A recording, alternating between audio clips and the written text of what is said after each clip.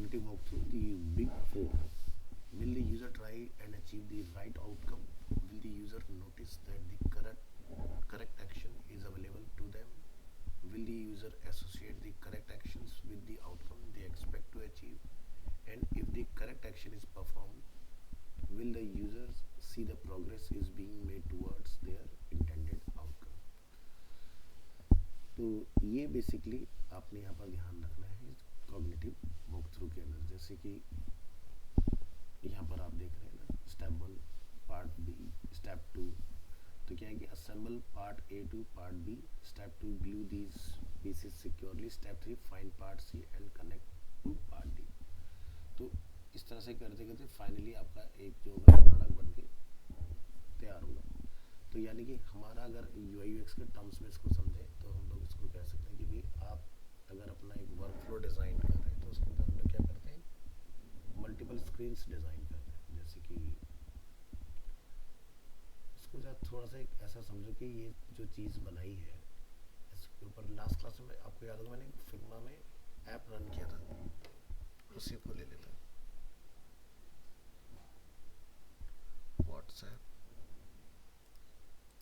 अब देखो कि एक बिना प्लानिंग के अगर हम कोई चीज़ बनाते हैं तो कितनी सारी प्रॉब्लम्स आती हैं उसके अंदर।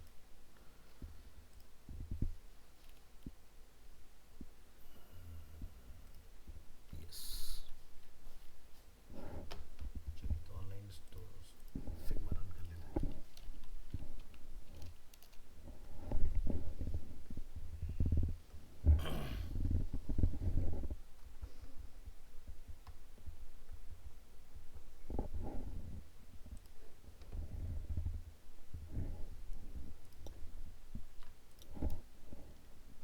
स्टूडेंट ने अपने पोर्टफोलियो के लिए वेबसाइट और वेब एप्लीकेशन बनाई है जिसका नाम है स्वाद सीखो।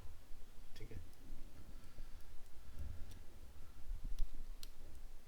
डिज़ाइन की बात नहीं करते हैं हम, जस्ट एक फ्लो समझने की बात करते हैं। ठीक है, जैसे एग्जांपल के लिए कि अगर आप इस वेबसाइट के फाउंडर हैं, ठीक है, तो रेसिपी अपलोड करके आपको क्या बेनिफिट होने वाला है।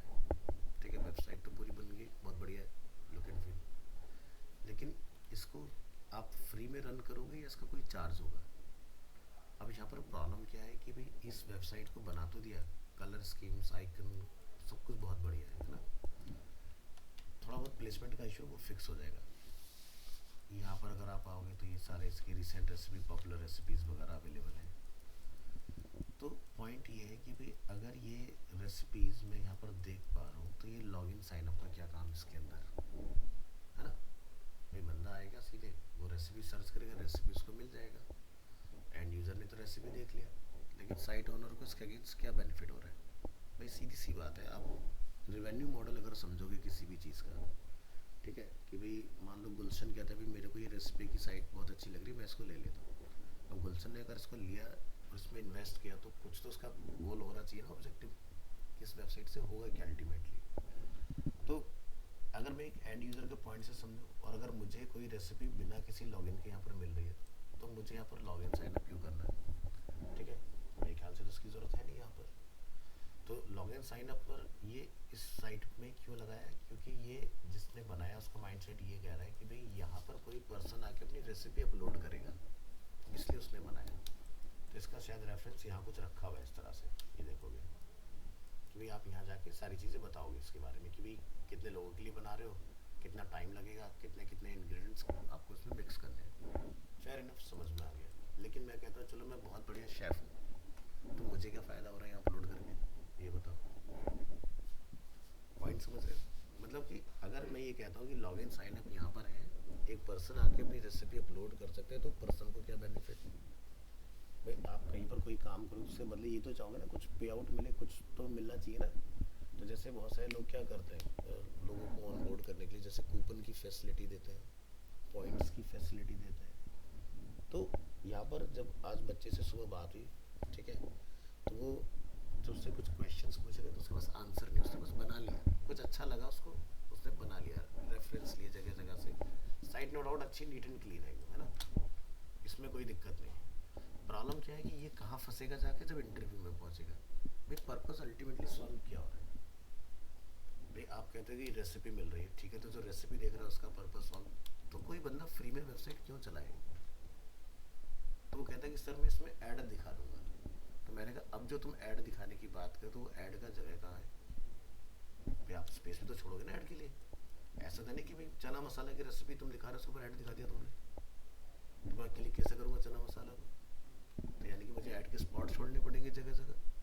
चलो यहाँ पर समझ में आया कि भाई ऐड दिखा सकता है, ये उसने सोचा नहीं। जब मैंने क्वेश्चंस किए ना तब जाकर उसको समझ आया कि ऐड से उस साइट ओनर की इनकम हो सकती है। ठीक है, तो अगर ये एक रेसिपी की साइट है, तो यहाँ पर वो एक अच्छे अच्छे प्लेटफॉर्म जैसे कि स्विगी हो गया, जोमेटो हो गया, उनके एड्स ले सकता है अपने पास, यहाँ पर वो चला सकता है। ठीक है, अपनी रेसिपी के बीच में। तो जैसे मान लो कि भाई कोई चना मसाला की रेसिपी देख रहा है, तो चना मसाला का ऐड वहाँ पर दिख रहा है, बंदा वहाँ से स्विगी या जोमेटो पर रिडायरेक्ट होकर वहाँ से ले ले, या तो बना ले या फिर खरीद ले। ठीक है, तो कुछ इंटरकनेक्टिंग समझ में आती हैं चीज़ें। ठीक है, तो लॉगिन साइन अप, यहाँ पर अगर एक पर्सन अपना यहाँ पर अपनी डिश को अपलोड करके आ रहा है कि भाई मेरे को रेसिपी बनाना आता है, तो उसके लिए क्या होना चाहिए? तो यहाँ पर आप उसको कुछ या तो ऐसा सिस्टम दो कि भाई उसको इतनी डिश अपलोड करने पर कुछ मिलेगा, या फिर कुछ पॉइंट्स का सिस्टम होना चाहिए। रिवॉर्ड मिलना बहुत ज़रूरी है, नहीं तो वो दोबारा क्यों डालेगा? ठीक है, या फिर यहाँ पर जो उसको पॉइंट्स मिले वो उसको ले जाके कहीं पर एनकैश कर सकता है, लाइक स्विगी के ऊपर या जोमेटो के ऊपर, इतने नंबर ऑफ पॉइंट्स पे आपको ये डिश मिल सकती है। तो ताकि लोग ज़्यादा से ज़्यादा इस प्लेटफॉर्म पे आके अपनी रेसिपी डाल के जाए। नहीं तो आप सामने वाले बंदे को मोटिवेट कैसे करोगे? नहीं तो खुद ही अपनी रेसिपी लिखते रहो बैठ के यहाँ पर। हाँ, उसका वही है, तो लॉगिन के बाद में ना ये वाला जो पार्ट है वो डिज़ाइन होगा इसके। ठीक है, तो ये पार्ट है, तो ये रेफरेंस दिया मैंने उसको, मैंने कुछ ऐसा होना चाहिए इसके अंदर, ताकि आप अगर रेसिपी डाल रहे हो, ठीक है, तो वो अपना यहाँ पर आ जाएगा, और जिसकी रेसिपी सबसे ज़्यादा देखी जा रही है तो उसके बेसिस पर कुछ पॉइंट सिस्टम होना चाहिए। हाँ वो तो, हाँ तो वो एलिमेंट्स मिसिंग है, तो अब ये डिज़ाइन चेंज होगा थोड़ा सा फिर से। क्योंकि ऐसे क्या है कि डिज़ाइन बन गया, सब कुछ ओके है, लेकिन दोनों में से किसी का पर्पस सॉल्व नहीं हो रहा, ना तो साइट ओनर का, ना ही रेसिपी डालने वाले का। फ़ायदा किसका हो रहा है? जो रेसिपी देखने आ रहा है। ठीक है, वो डायरेक्ट आके रेसिपी देख के जा सकते हैं। अब क्या रेसिपी वाले को अकाउंट बनाना चाहिए इसके ऊपर कि नहीं? अगर रेसिपी मुझे डायरेक्ट मिली तो मुझे अकाउंट बनाने की ज़रूरत नहीं है, लेकिन हम उसको कैसे इनक्रेज करें कि वो अकाउंट बनाए? भाई हो सकता है कि आपकी रेसिपी जो है वो शफल होगी, बंदे को ढूंढना पड़े, तो वो बुकमार्क कर सकता है अपने अकाउंट के अंदर। ठीक है, या अगर उसने कुछ अपना फ्यूजन ट्राई किया, तो वो उस रेसिपी में कुछ ऐड ऑन करके आ सकता है। ठीक है, कि भाई इस करंट रेसिपी में आप ये चीज़ें और ऐड करो तो शायद कुछ और बेटर हो जाए। आपको शायद पता है कि नहीं, डोमिनोज के पास पिज़्ज़ाज की इतनी रेसिपी कहाँ से आती है? डोमिनोज क्या करता है, बाहर जो है ना एक प्रोग्राम रन करता है अपना। एक टाइम था डोमिनोज बिल्कुल मतलब खत्म हो गया था मार्केट से, इतना बुरा टाइम आया था इनका। तो उन्होंने क्या करा, एक अपना इवेंट स्टार्ट किया जिसके अंदर लोग आके अपनी पिज़्ज़ाज की रेसिपी दे के जाते थे, और जिसकी रेसिपी सबसे ज़्यादा जिस पर ऑर्डर प्लेस होते थे उसको वो लोग कुछ रिवार्ड देते थे। तो मतलब उन्होंने लाखों लाखों रुपए रेसिपी के मतलब पे किए अपने एंड यूज़र को। ठीक है, जिसने रेसिपी उनको दिया, और फिर वो रेसिपी चलती रहती है। तो देखते हैं हर बार इनका ना कुछ नई नई चीज़ें आती रहती हैं, मतलब हर क्वार्टर में अगर आप देखो तो कुछ नया चेंजेस उनके हो जाते हैं। अब डोमिनोज का काम है पिज़्ज़ा बनाना और डिलीवर करना है, लेकिन उसकी रेसिपी उसकी नहीं है, किसी भी पिज़्ज़ा की। वो सारी की सारी कोई ना कोई शेफ़ वहाँ पर उनको देता है, उनके प्लेटफॉर्म पे जाके डाल के आ जाता है, देन फिर वो लोग वहाँ से उसको प्रोसेस में लेके आते हैं, ट्राई करके देखते हैं, हाँ भाई फिर उसको फीडबैक क्या आ रहा है। इस तरह का सिस्टम है डोमिनोज का। मैकडी का ऐसा नहीं है, मैकडी का अपना खुद का एक्सपेरिमेंट है सारा कुछ।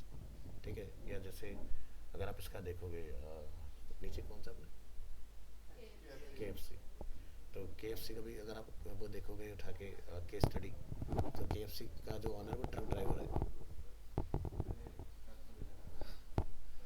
तो उसके बाद से फिर उसको आइडिया है कि चलो भी कुछ ऐसा स्टार्ट करते हैं सिस्टम, तो वहाँ से उसकी बेसिकली स्टार्ट ही जर्नी।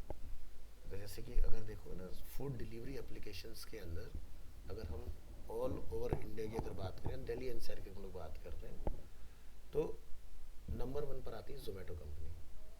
ठीक है, जो कि गुड़गांव का सेकंड रिचेस्ट पर्सन, ठीक है, मैं उसका नाम बोल रहा हूँ। हाँ। और नंबर वन पर आते हैं यूनो मिंडा। यूनो मिंडा जो मतलब ऑटोमोबाइल पार्ट बनाते हैं। हाँ, यूनो मिंडा। तो इनकी आज की डेट में जो नेटवर्थ है करीब 36,000 करोड़ समथिंग की हो चुकी है, और जोमेटो की जो वो 9,000 करोड़ समथिंग की है।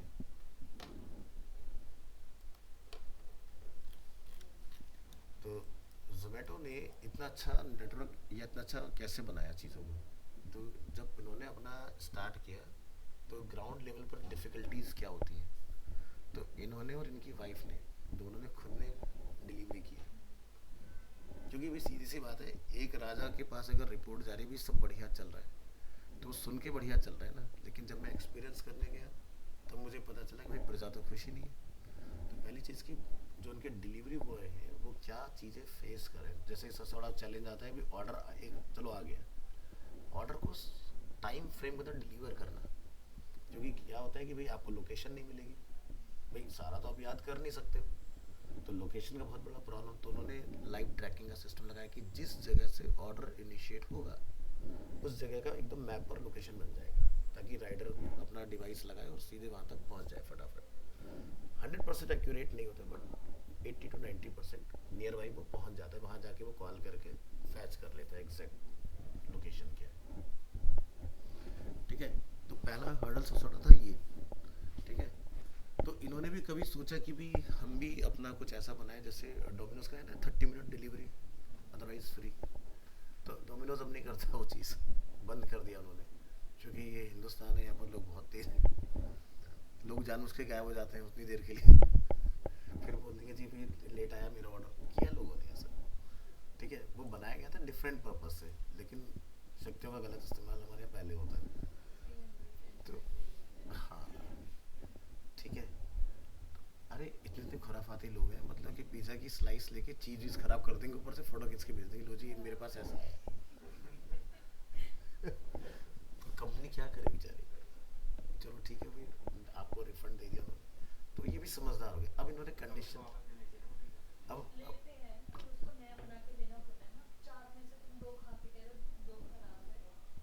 अब उन्होंने क्या करा है, उन्होंने जैसे आप सोसाइटी में रहते हो तो जो आपका बैरिकेडिंग होता है ना, सोसाइटी का जो गेट होता है वहाँ तक की गारंटी है। उसके बाद मुझे तुम्हारी बिल्डिंग में आके घर ढूंढना पड़ रहा है, वो मेरी प्रॉब्लम नहीं है भाई। पता चला तुम रह रहे हो 35वें फ्लोर पे, तुम्हारी लिफ्ट काम नहीं कर रही, तो भाई उसका तो हो गया। तो कंपनियां यहाँ सब सीख गई धीरे धीरे। जैसे स्टार्टिंग में ना ऑनलाइन मोबाइल्स का जब चला एक्सपीरियंसेस, तो उसमें क्या था कि लोग एक महीना फ़ोन चला के वापस कर देते, भाई इसमें अच्छा नहीं लगा है या ये प्रॉब्लम आ रही है। कंपनी क्या करे, चलो ठीक है ले लिया। अब धीरे धीरे फ्लिपकार्ट अमेजोन इतने स्मार्ट हो गए, भाई चला के देख लो लेने से पहले, सही है तो एक्सेप्ट कर लो, अगर उसके बाद दिक्कत आती तो सर्विस सेंटर पे जाओ। ओपन बॉक्स का जो सिस्टम निकाला, 100 रुपीज़ एक्स्ट्रा पे करो, बंदा कोरियर वाला वहीं खोल के दिखाएगा आपको।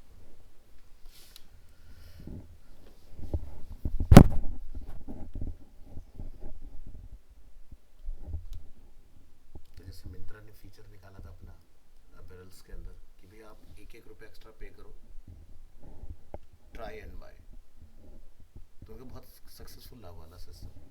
जो कि सबसे ज़्यादा प्रॉब्लम आती है कि आपके साइज़ का, क्योंकि ऑनलाइन में अलग अलग ब्रांड होते हैं, हर एक के साइज़ की फिटिंग का अलग अलग सिस्टम रहता है। लेकिन फिर उसमें भी मिंत्रा ने वो बंद कर दिया बाद में, क्योंकि उसको ना उसकी कॉस्ट ज़्यादा पड़ रही थी।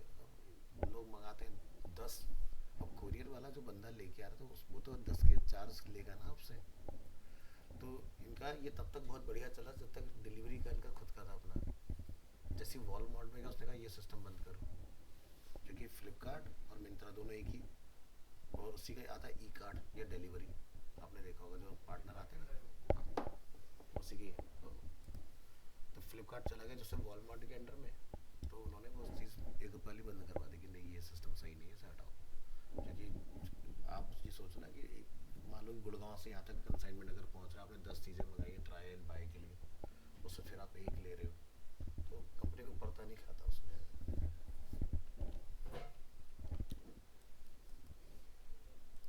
तो ऐसी ना एक ऑनलाइन ज्वेलरी में कंपनी आती है ब्लू स्टोन,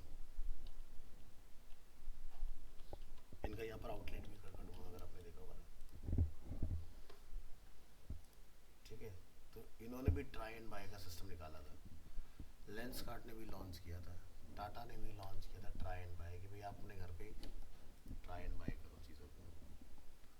इनका देखते हैं ब्लूस्टोन का रहा है कि बंद हो गया है।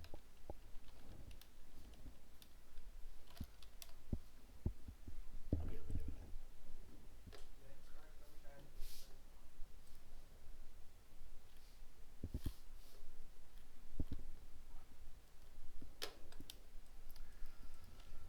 तो हर कंपनी लगी हुई है कस्टमर सेटिस्फेक्शन में ना, ज़्यादा से ज़्यादा बढ़िया से बढ़िया सर्विसेज देने के चक्कर में। ब्लू स्टोन का उसी दिन बंद जाएगा जिस दिन ट्राई एंड बाय वाला सामान छीन लिया जाए। बुकिंग बंद करो, रिस्क है इसमें।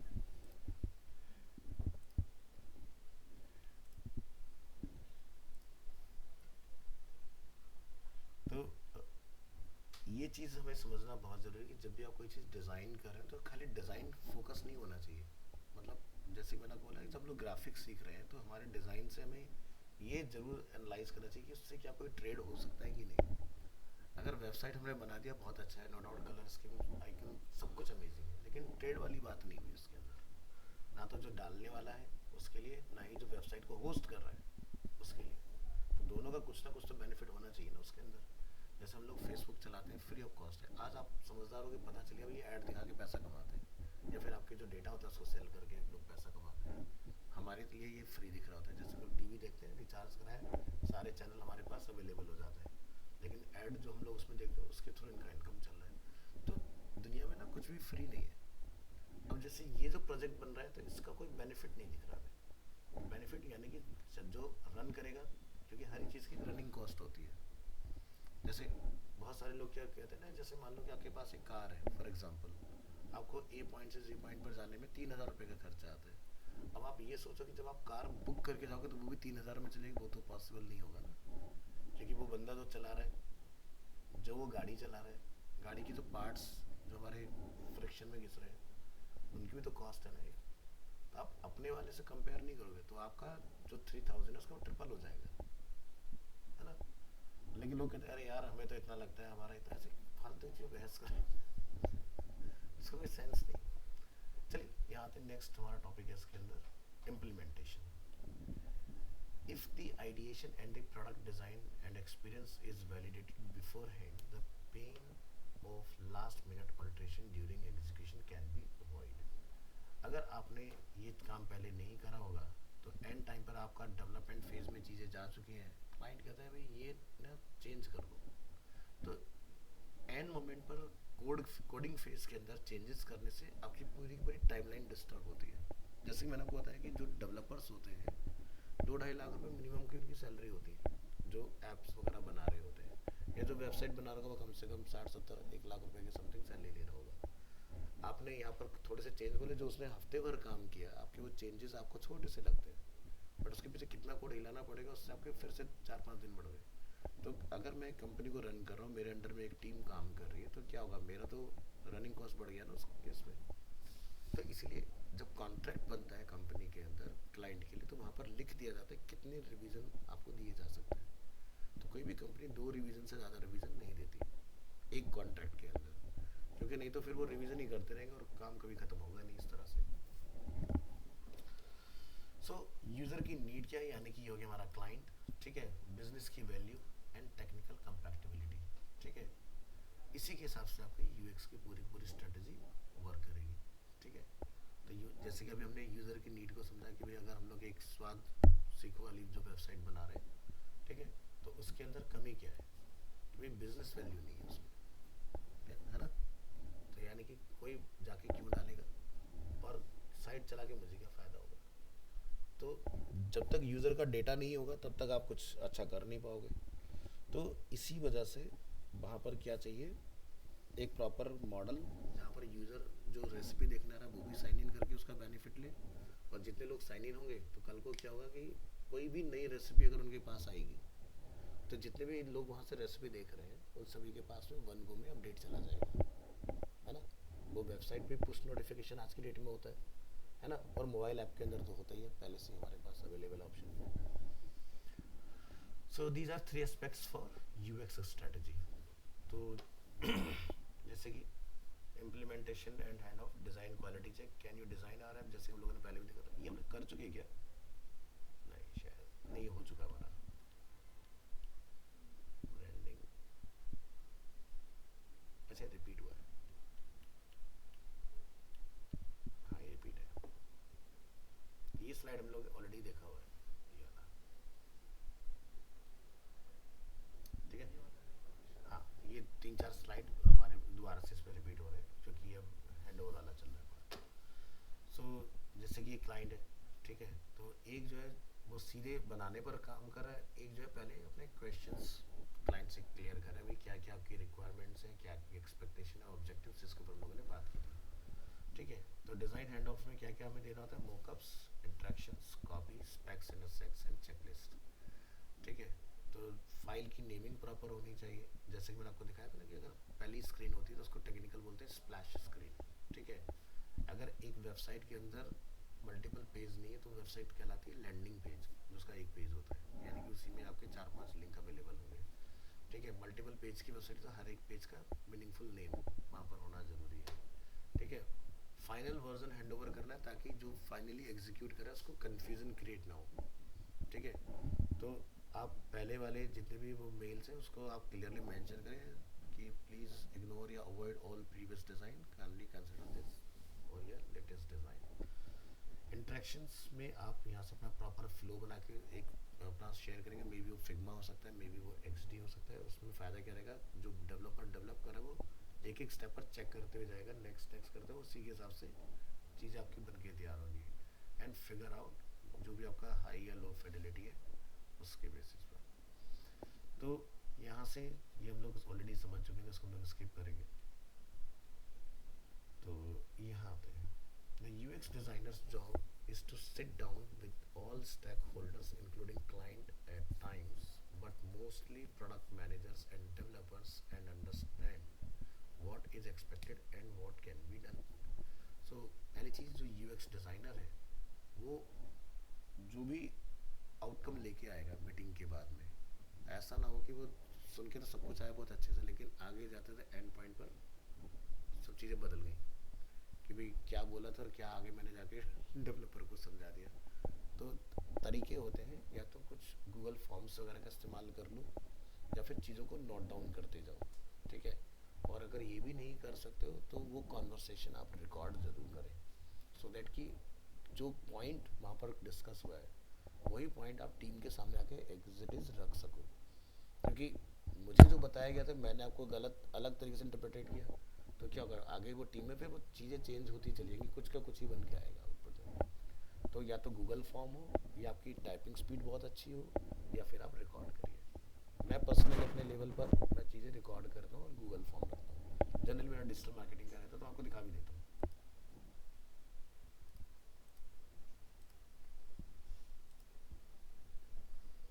जैसे हम यहाँ पर आएंगे फॉर्म,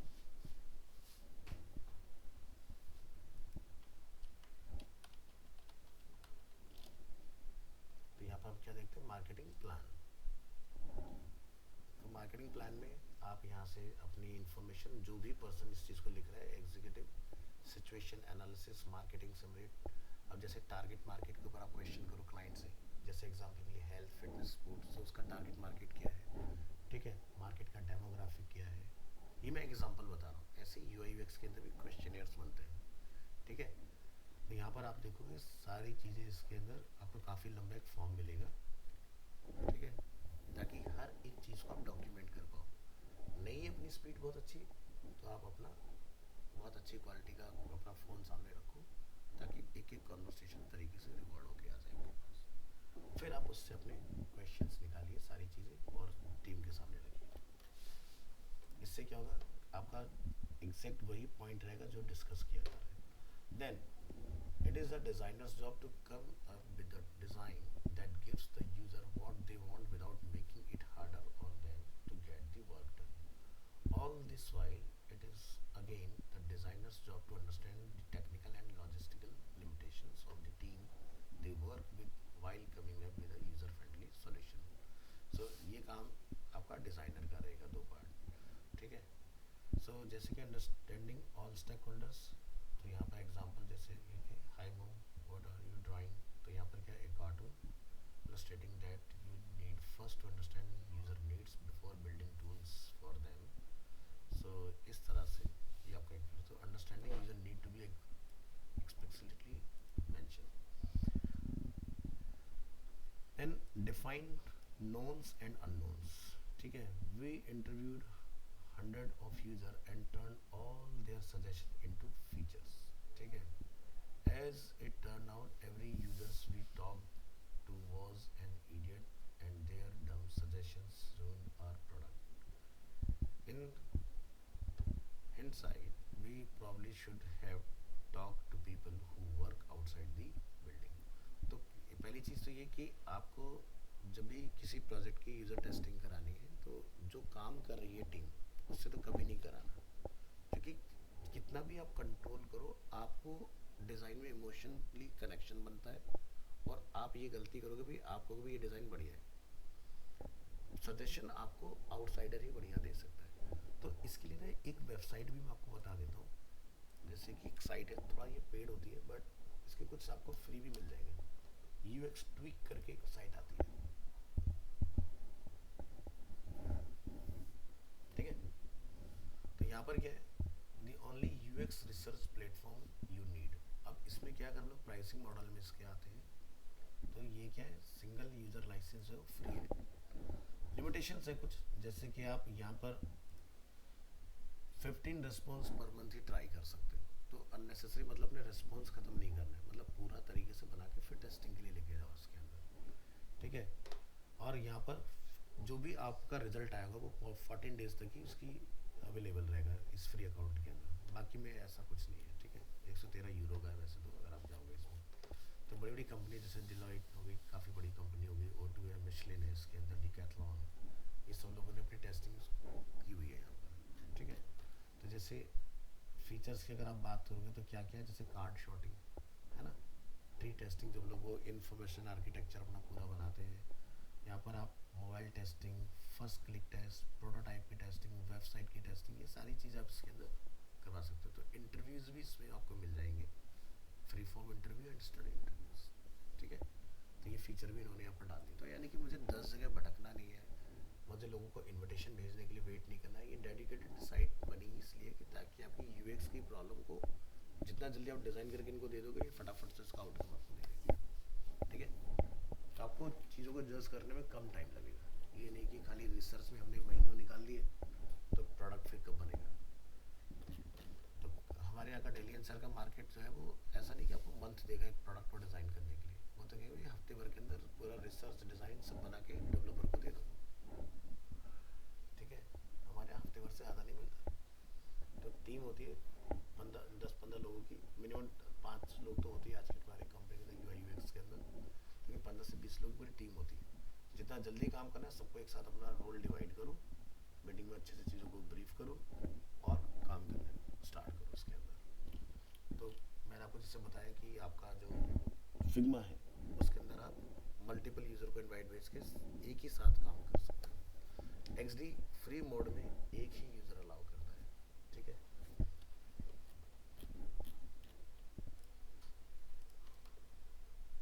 तो साइट का नाम याद रखिएगा, यूएक्स ट्विक करके आपकी ये साइट होती है। So steps to follow to identify knowns and unknowns. So identify states, identify assumptions, identify anomalies and identify opportunities। क्या है उसके अंदर, जो बेसिकली आपको यूजर जो सजेस्ट करें उसको आपने इम्प्लीमेंट में लेकर आने नहीं। मेक गुड डिसीजन, जैसे यहाँ पर आप देखो, teach the tea about the user and advocate for the user. So जैसे कि यहाँ पर फंक्शन एंड लॉजिक्स, जिसमें आपका लुक फील विजुअल कम्युनिकेशन, तो जिसमें आपके यहाँ पर क्या रहेंगे, बटन जैसे कि नॉर्मल कैसा दिखाई देगा, एक्टिव में किस तरह से दिखाई देगा, डिसेबल किस तरह से दिखाई देगा, फॉन्ट क्या होंगे, ठीक है, आपके कार्ड की प्लेसमेंट किस तरह से होंगी, तो ये सारी चीज़ें। तो जैसे ये देख रहे हैं वायर फ्रेम वगैरह का यहाँ पे कुछ एक स्ट्रक्चर बनाया, तो making of a good design, तो today a good use designer can make or break a startup. यानी कि या तो अगर डिज़ाइन अच्छा होगा तो स्टार्टअप चल पाएगा। और अगर मेरा जो डिज़ाइन इतना कॉम्प्लिकेटेड होगा, स्लो होगा, तो क्या ही चलेगा फिर। ठीक है। तो या तो जैसे एग्जांपल है हमारे पास,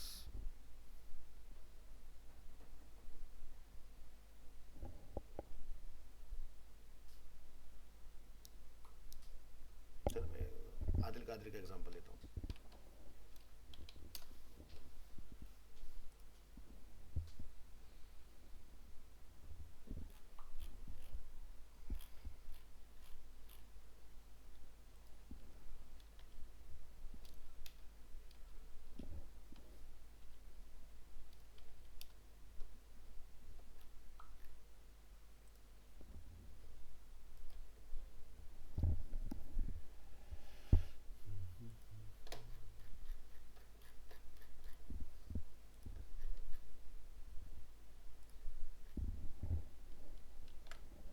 पहले इनकी टैग चेक कर लेते हैं एक बार, ये किस पे बना है। तो देखो ये वेबसाइट किस पर बनी, शॉपिफाई प्लेटफॉर्म पे बनी हुई है ना।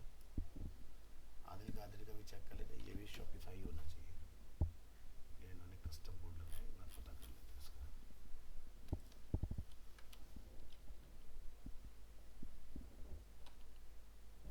है ना। तो दोनों की जो टेक्नोलॉजी है वो दोनों की सेम है।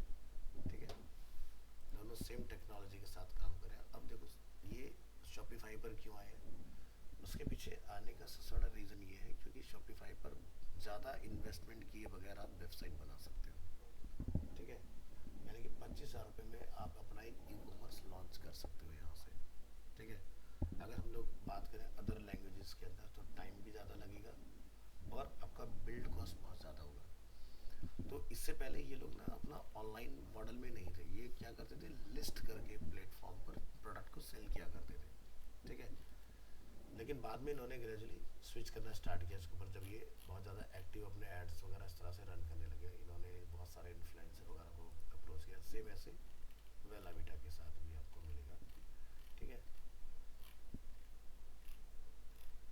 अब ये यहाँ पर अपना कोई इस तरह का वीडियोस वगैरह का इस्तेमाल नहीं करें, लेकिन इनके नए बार में यहाँ पर आप जैसे देखोगे डिज़ाइन वगैरह, ठीक है, प्रोडक्ट की अगर आप पैकेजिंग वगैरह पर ध्यान दो, ठीक है, और यहाँ के आप प्रोडक्ट वगैरह देखो, ठीक है, तो नो डाउट मतलब इनका काफ़ी अच्छा इत्र माना जाता है, लेकिन पैकेजिंग को थोड़ा सा और एलिगेंट बनाया जा सकता है, मतलब वो मॉडर्न टच नहीं है पैकेजिंग के अंदर। ठीक है, इधर अगर आप जाओगे तो आपके इन्होंने काफ़ी अच्छा, जैसे एक सीईओ की अगर इन्होंने, अगर हम लोग परफ्यूम मॉडल की बात करते हैं तो उन्होंने उसका लुक कुछ वैसा रखा है, रिच एकदम। ठीक है, तो यहाँ पर जैसा कलर है उसी के हिसाब से आपको पैकेजिंग देखने के लिए मिल रही है। और आ जाओ, एक और आपको शायद मिल जाएगा,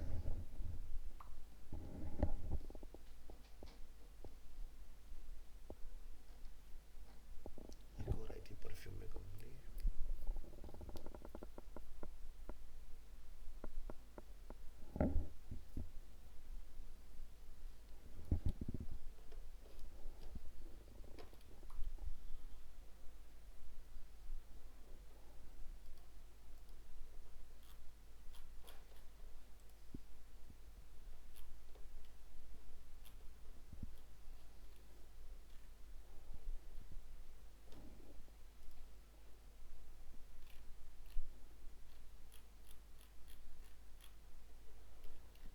डेटा काफ़ी ब्लर है इसके अंदर,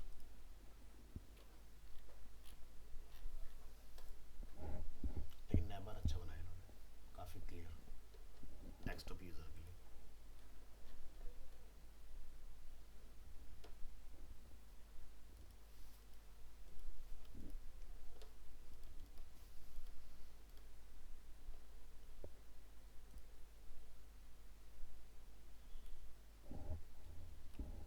अभी हाल फिलहाल में ना सभी के डिज़ाइन इंप्रूव हुए हैं। हमने लास्ट क्लास में इलेक्ट्रॉनिक्स में कौन कौन से चलाए थे, क्रोमा, क्रोमा चलाया था हमने, विजय सेल्स,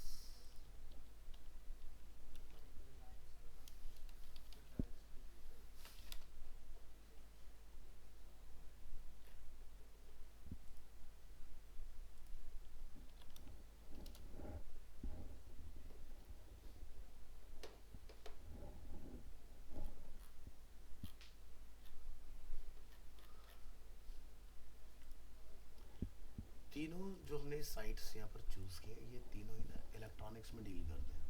अगर आप यहाँ कोई भी चीज़ उठा के देखो कैटेगरी, ठीक है, तो सारी की सारी कैटेगरी किसको बिलोंग कर रही है? इलेक्ट्रॉनिक्स। ठीक है। विजय सेल्स में अगर हम लोग यहाँ पर आके देखते हैं तो यहाँ भी आप ज़्यादातर जो चीज़ें देखेंगे सब आपको इलेक्ट्रॉनिक्स में ही मिलने वाले हैं। सिमिलरली यहाँ पर रिलायंस डिजिटल, तो यहाँ भी आप जितना भी कंटेंट देखेंगे सब आपका इलेक्ट्रॉनिक्स को ही बिलोंग करेगा। प्रॉब्लम क्या है कि कंटेंट की क्लियरिटी पहली चीज़, जैसे मैंने लास्ट क्लास आपको नेविगेशन वगैरह का भी एग्जांपल दिया था कि ये जो प्लेटफॉर्म्स हैं, ठीक है, ये कंपैरेटिवली अमेज़ॉन या कंपैरेटिवली फ्लिपकार्ट उतना अच्छा क्यों नहीं कर पाते से, क्योंकि देखो ये चल रहा है एक फिजिकल फॉर्म में, मतलब कि इसकी प्रेजेंस है। जो आपका अमेज़ॉन या जो आपका फ्लिपकार्ट है ना, उसकी कोई फिजिकल प्रेजेंस नहीं है, वो सिर्फ और सिर्फ ऑनलाइन है। जिसकी वजह से क्या होता है कि जब आपका एक स्टोर का, जब आप कोई फिजिकल स्टोर एक बनाओगे तो आप कहीं लोकेलिटी के अंदर तो बनाओगे नहीं, आप उसको ऑन रोड बनाने की कोशिश करोगे। जैसे कि अरीना है तो ऑन रोड है, अब ऑन रोड है तो सीधी सी बात है इसका एक अच्छा खासा रेंटल जाता होगा हर महीने। तो जब एक स्टोर आपका इन्वॉल्व हो जाता है कंपैरेटिवली वेयर हाउस कहीं भी बनाया जा सकता है, ठीक है, जहाँ पर जस्ट हमारा सामान स्टोर हो रखा है और एंड यूज़र को डिलीवर कर दिया, कंसाइनमेंट अपलोड करा ट्रक में या जिस पे भी जा रहा है और आपका वो डिलीवर हो रहा है। स्टोर बनाओगे तो एक रनिंग कॉस्ट आती है, ठीक है, बिल्डिंग का रेंट हो सकता है, आपका इलेक्ट्रिसिटी हो सकती है, उसके अंदर नंबर ऑफ एम्प्लॉयज़ हो सकते हैं, चाहे कस्टमर आए ना है उनको अटेंटिव वहाँ पर रहना है हर वक्त, ठीक है। तो ये ऑनलाइन आने के बाद भी क्यों नहीं मैजिक कर पा रहे, क्योंकि इसका सबसे बड़ा रीज़न ये कि कॉस्ट यानी प्राइस में ये लोग कॉम्पिटिट नहीं कर पा रहे उनके साथ, या जब सेल वाला पार्ट आता है तभी ये लोग सेल में उतना अच्छा आउटकम नहीं निकाल पाते जितना अच्छा फ्लिपकार्ट या अमेज़ॉन निकाल के जाते हैं, ठीक है। हाँ, कुछ लोग एक यूथ की तो मैं बात नहीं करता, लेकिन हाँ जो अभी भी 45 प्लस की एज के लोग हैं या 50 प्लस की एज के लोग हैं, वो आज भी चीज़ों को देखकर एक्सपीरियंस करके बाय करना पसंद करते हैं, ठीक है। जो अब करंट यूथ है वो क्या कहता है कि ठीक है अगर सही होगा तो ठीक है, अदरवाइज रिप्लेसमेंट तो हो ही जाता है चीज़ों का, या फिर ब्रांड वारंटी रहती है, आप वहाँ से जाके उसको करवा के आ सकते हो। इससे फ़ायदा क्या होता है, एग्जाम्पल ऐसा समझिए कि लेट्स से कि यहाँ प्रीत विहार में विजय सेल्स है ना, और यहाँ पर आपका क्रोमा तो नहीं, विजय सेल्स ही है यहाँ पर, हाँ, रेड लाइट के सामने ही। तो उसमें आपने नोटिस किया होगा कि जब आप वहाँ पर कोई प्रोडक्ट पसंद करोगे तो उसका एक ट्रांसपोर्टेशन चार्ज आपसे और एक्स्ट्रा लिया जाता है। या तो भाई या तो शिपमेंट आप अपने गाड़ी के अंदर रखो और ले जाओ, या फिर आपने रेफ्रिजरेटर ले लिया, कार में तो जा नहीं सकता, या तो उसके लिए कुछ रिक्शा करोगे या फिर उनका व्हीकल जो होता है जो सेफली उसको डिलीवर करके आएगा आपके प्रोडक्ट को। अब मुझे एक चीज़ बताओ कि महंगा भी ले रहे हैं, ट्रांसपोर्टेशन भी पे कर रहे हैं, वहीं पर जब आप इस तरह के प्लेटफॉर्म से लेते हैं अमेजोन, तो क्या वो आपसे ट्रांसपोर्टेशन लेते हैं? उसमें होता है, लेकिन वो कभी भी विजिबल फॉर्म में नहीं होता, वो उस प्रोडक्ट की जो कॉस्ट होगी उसी में ही रहता है।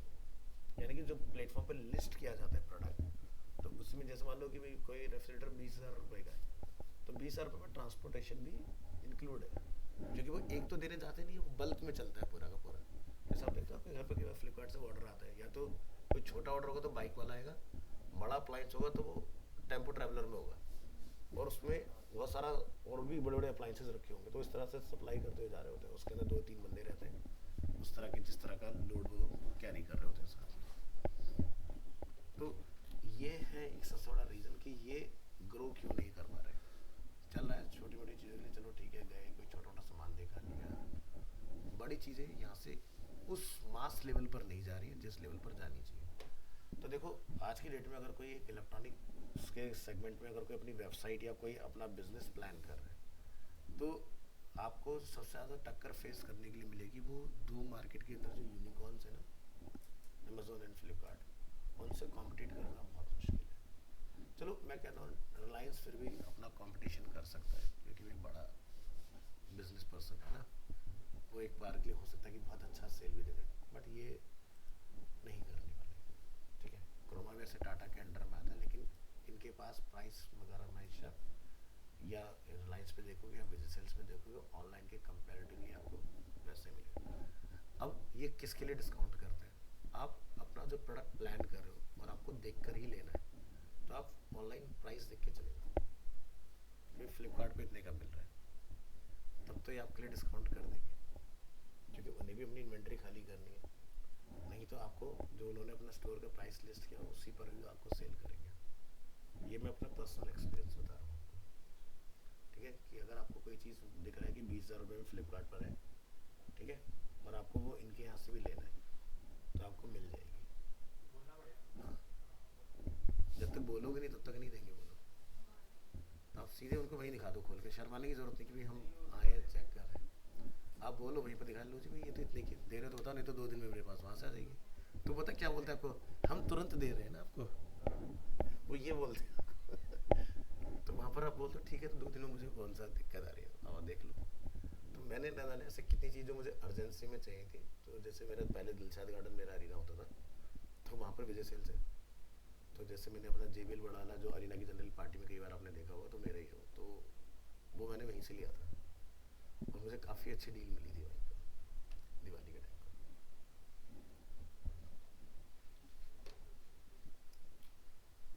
तो कहते हैं सर हो जाएगा, ऐसे ऐसे है, इस कार्ड के ऊपर ऑफर है, मतलब तो आप बात करोगे तो चीज़ें हो जाती, नहीं तो काटती हैं सबको। क्रोमा से मैंने बहुत पहले जब तक डिजिटल में मैं इतना ज़्यादा नहीं था, तो मैंने बहुत पहले वीडियोकॉन का एक LED लिया था, तो इनसे भी मैंने काफ़ी अच्छा मतलब डिस्काउंट करवा दिया था स्टोर के अंदर ही। क्योंकि क्या होता है ना, हम लोग ये सोचते हैं कि जो जब हम किसी मॉल वगैरह में जाते हैं, तो अननेसेसरी हम लोग ना 4 लोग क्या कहेंगे उसमें फंस जाते हैं। भाई जब आप एक सब्जी वाले को नहीं छोड़ते बार्गेनिंग करने के लिए, तो फिर बड़े बड़े लोग क्यों छोड़ दे रहे हैं।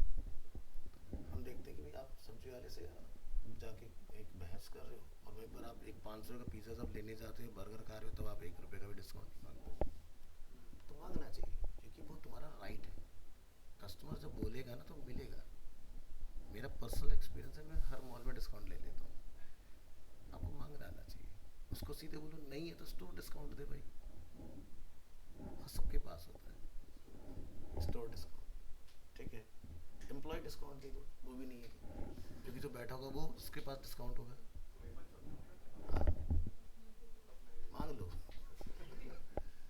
भी अपना दे दे डिस्काउंट। अरे कई बार लैप्स करा देते हैं, वो अपने नहीं तो नॉन वालों को दिलवा देते हैं। अब जैसे मान लो कि तुम्हारी नॉन में अगर कोई है, तो तुम कहोगे भाई मेरे पास बड़ा है कार्ड ले लो। अब जैसे क्या होता है ना कि एग्जांपल के लिए अब गवर्नमेंट ने काफ़ी इस चीज़ को समझ लिया है। तो जैसे आपके जितने भी डिफेंस में होते हैं, जैसे एयरफोर्स में हो आप या आर्मी में हो, तो क्या होता है कि लोग उनके यहाँ पर कैंटीन से शॉपिंग कर लेते हैं। अब उन्होंने लिमिट लगा दिया कि भाई इतना ही ले सकते हैं, इससे ज़्यादा नहीं। तो जैसे मेरी मदर गवर्नमेंट ऑफिसर जब तक रही है, तो सारा कुछ वहीं से आता था, हमारा कैंटीन से ही ना।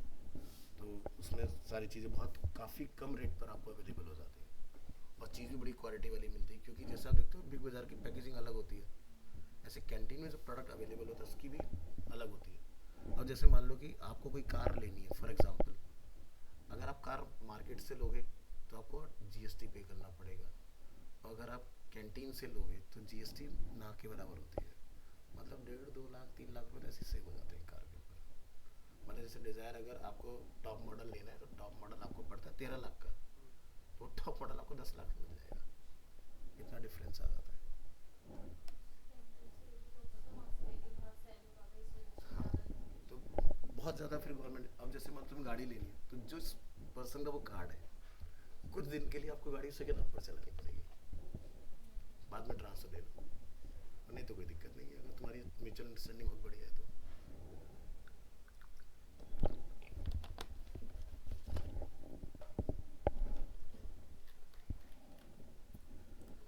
तो जनरली क्या होता है ना, जैसे हरियाणा हो गया, यूपी हो गया, तो यहाँ से डिफेंस में सबसे ज़्यादा लोग जाते हैं। अब जैसे गांव में कोई शादी होगी तो ढूंढा जाता है भाई कौन बंदा, कितने लोग आर्मी में है, तो सबके कार्ड से भाई सब वो बियर वगैरह खरीदी जाती है शादियों के लिए, ऑर्डर लगाए जाते हैं, सस्ता मिल जाता है ना, टैक्स फ्री हो जाता है पूरा का पूरा।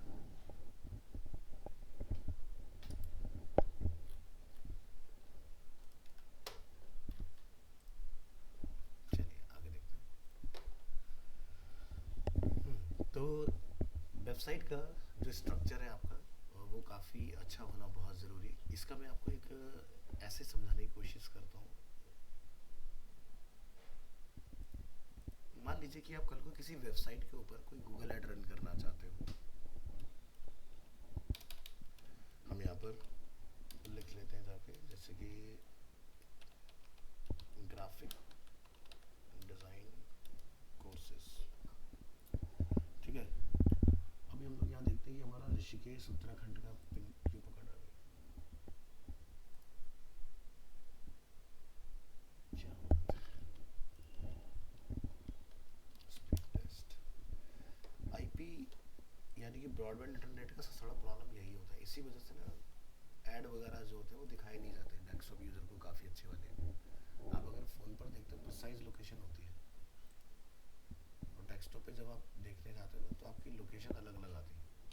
और मैं ढूंढ रहा हूँ यहाँ पर, ये मुझे बता रहे हैं वहाँ का डेटा।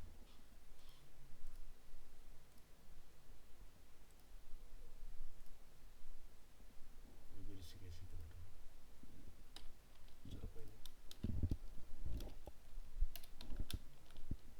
दिल्ली करके सर्च करते हैं, ठीक है।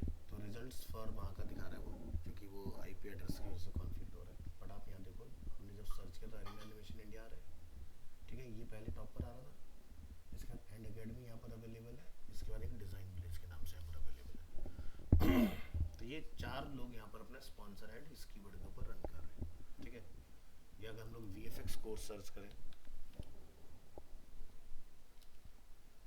ठीक है, तो आफ्ट मैक इस तरह से अवेलेबल है। 3D एनिमेशन अगर हम लोग सर्च करते हैं, ठीक है, तो आफ्ट पर्ल अकेडमी मैक इस तरह से हमारे पास डेटा कुछ दिखाई दे रहा है। आप एग्जैक्ट लोकेशन नहीं लिखेंगे, ठीक है, क्योंकि फ़ोन पर जब हम लोग सर्च करें तो फ़ोन क्या होता है, नियर बाई जहाँ से भी आपको सिग्नल प्रोवाइड हो रहे होते हैं वहाँ से बेसिकली चल रहा होता है, तो वो आपको automatically pre Q R search को प्री क्यू आर ही दिखा देगा।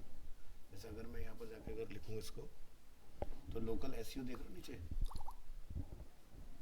यहाँ पर, तो इसमें मैक का ही जिक्र आ रहा है ना। अब अगर हम लोग यहाँ पर जाके अगर अपने फ़ोन में सर्च करें, अपना एक बार क्रोम ब्राउज़र ओपन करो और 3D animation courses in Delhi search करो। वाईफाई ऑफ कर लेना अगर किसी का कनेक्टेड हो।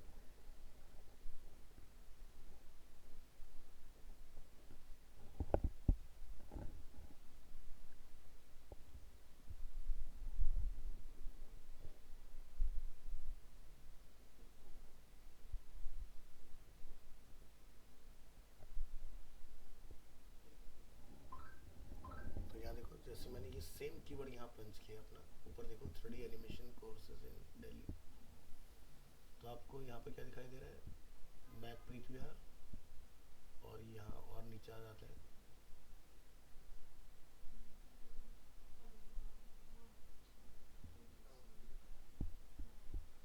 चेंज हो गया ना। हाँ, Arena animation pre Q R भी आ गया उसके अंदर। तो फ़ोन की जो सर्चेज होती हैं वो बड़ी रिफाइन होती हैं, इसीलिए जितने भी एडवर्टाइजर्स होते हैं ना 70% वो लोग टारगेट करते हैं मोबाइल यूज़र को। इवन तो गूगल खुद ही ये कहता है कि भाई हम सबसे ज़्यादा जो टारगेट करते हैं वो मोबाइल यूज़र को ही करते हैं, क्योंकि आप अपने फ्री टाइम में फ़ोन पर ही एक्टिव होते हैं, कंप्यूटर पर बैठ के आप कुछ कर नहीं रहे होते, ठीक है। तो अब यहाँ पर ये जो लोग टॉप में आते हैं अलग अलग कीवर्ड के बेसिस पर, ठीक है। तो जैसे यहाँ देखोगे अरीना एनिमेशन इंडिया ऊपर टॉप में भी दिखाई दे रहा है स्पॉन्सर्ड में। तो ये जो पोजीशन आपको मिलती है ये इसी की वजह से मिलती है जो हम लोग यहाँ देख रहे हैं।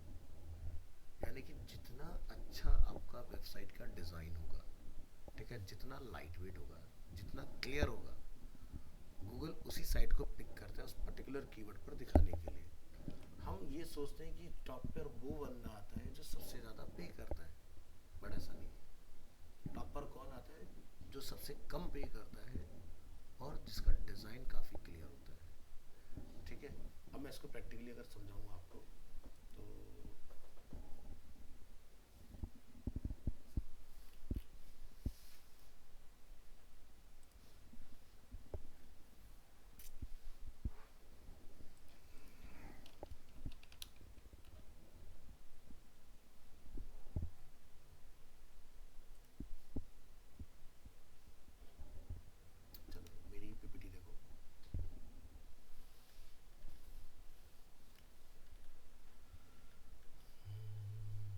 जैसे कि मैंने यहाँ पर एक कीवर्ड इसमें सर्च करके दिखाया हुआ है, डिजिटल मार्केटिंग कोर्स। तो आप ग्रेड वगैरह का भी दिखाई दे रहे हैं, इंटेलीपार्ट, पेज आइडेंस एंड स्किल सर्कल। तो क्या अपग्रेड सबसे ज़्यादा पे कर रहा है, इसको ज़रा समझते हैं। यानी कि बिड और एड रैंक हमें किस बेसिस पर मिलती है।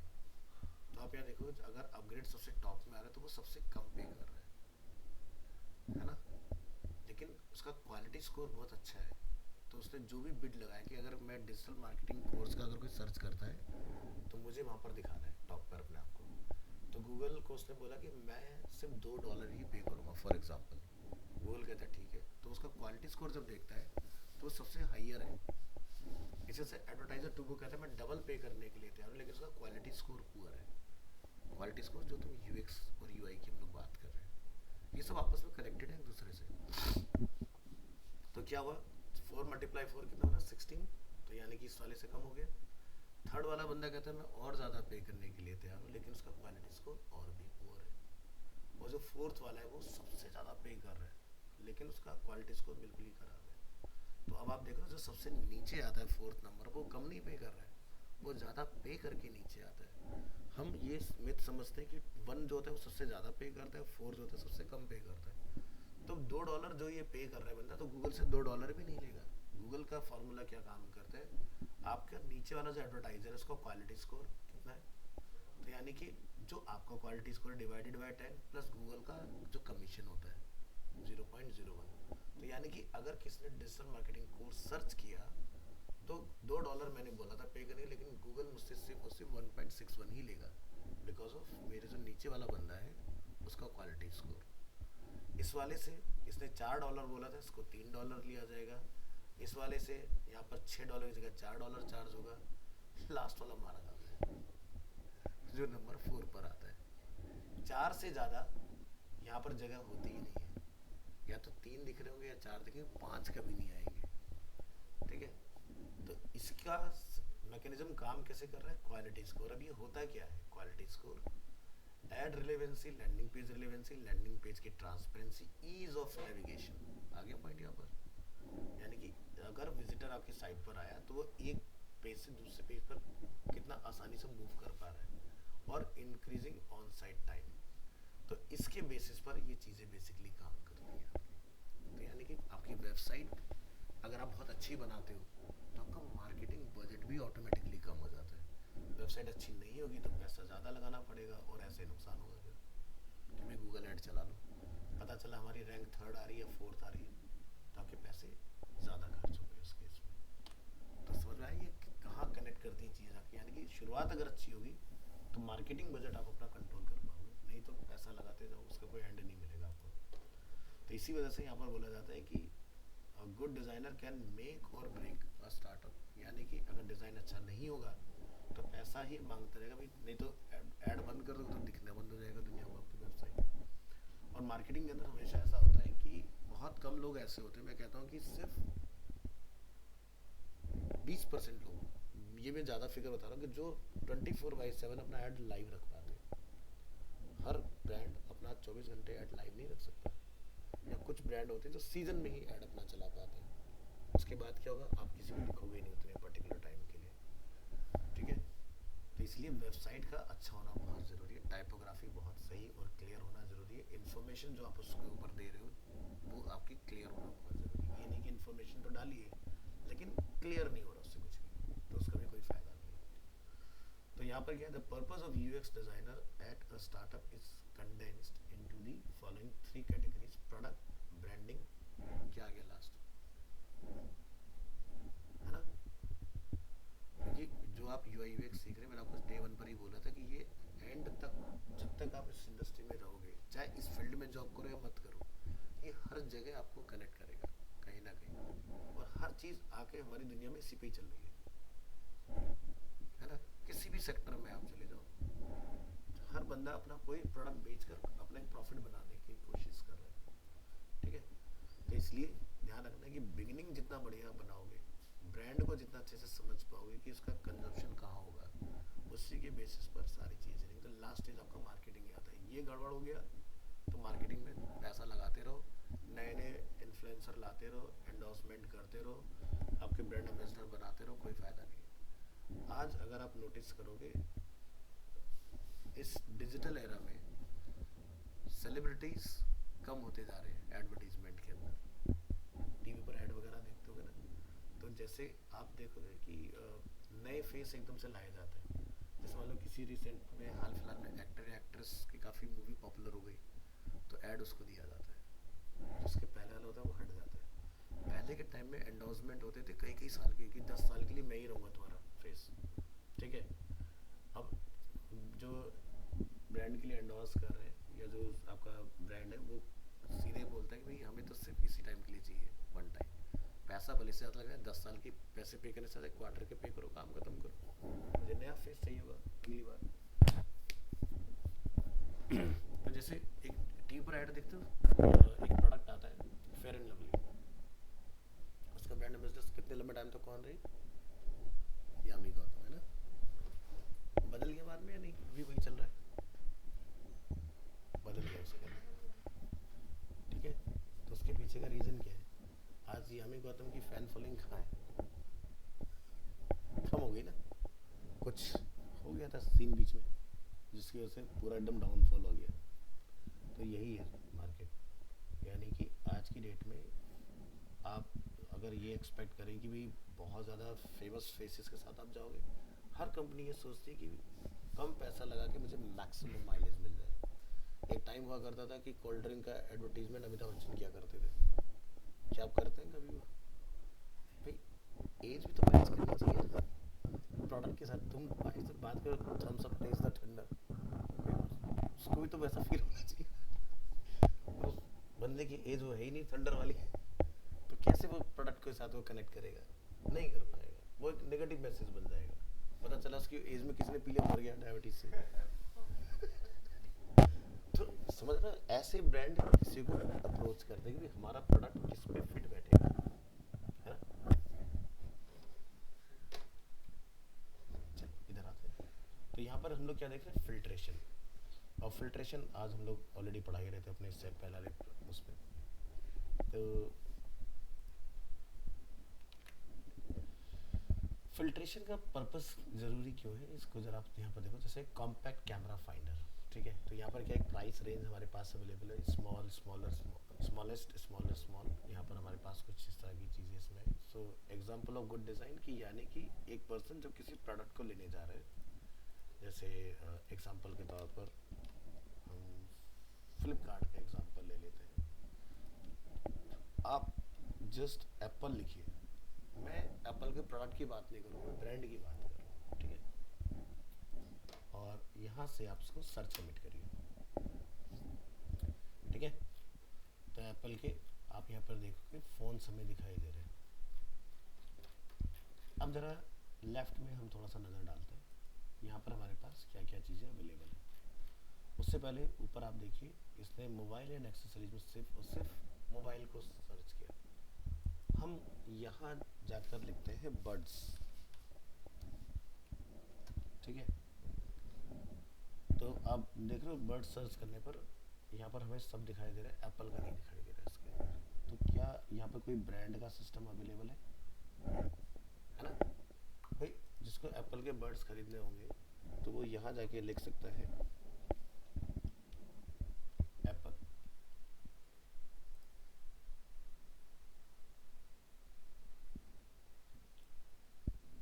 एप्पल बर्ड्स को कुछ और बोलते हैं क्या? Airports, correct. इसलिए नहीं आया, नाम ही अलग है। एयरपोर्ट सर्च करते हैं, अब दिखाई दिए। अरे ये तो ब्रांड है ना, सॉरी।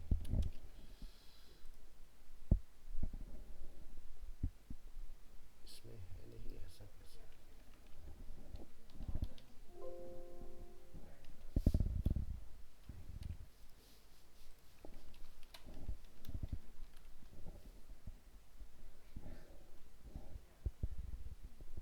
क्या बात है,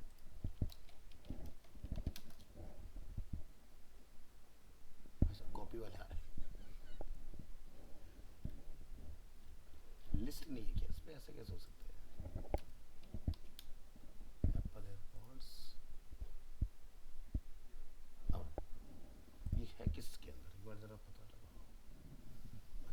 कैटेगरी है ट्रू वायरलेस।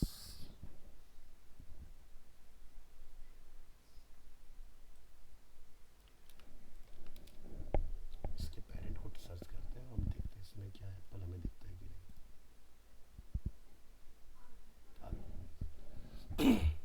इसकी शॉर्टिंग किस बेसिस पे की इन्होंने, बोर्ड को ऊपर कर रखा है, उसको नीचे कर रखा है, पैसा दिया है क्या, अल्फाबेटिकल ऑर्डर में गलत है।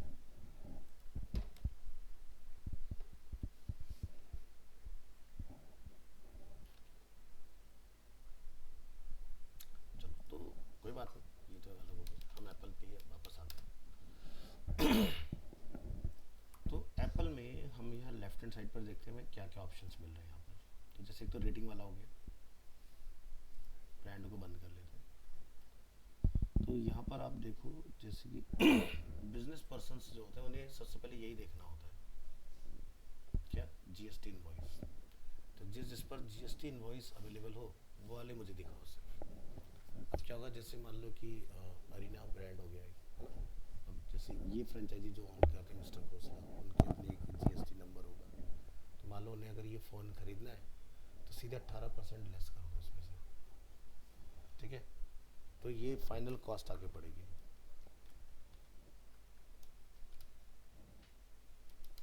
60,999 18%।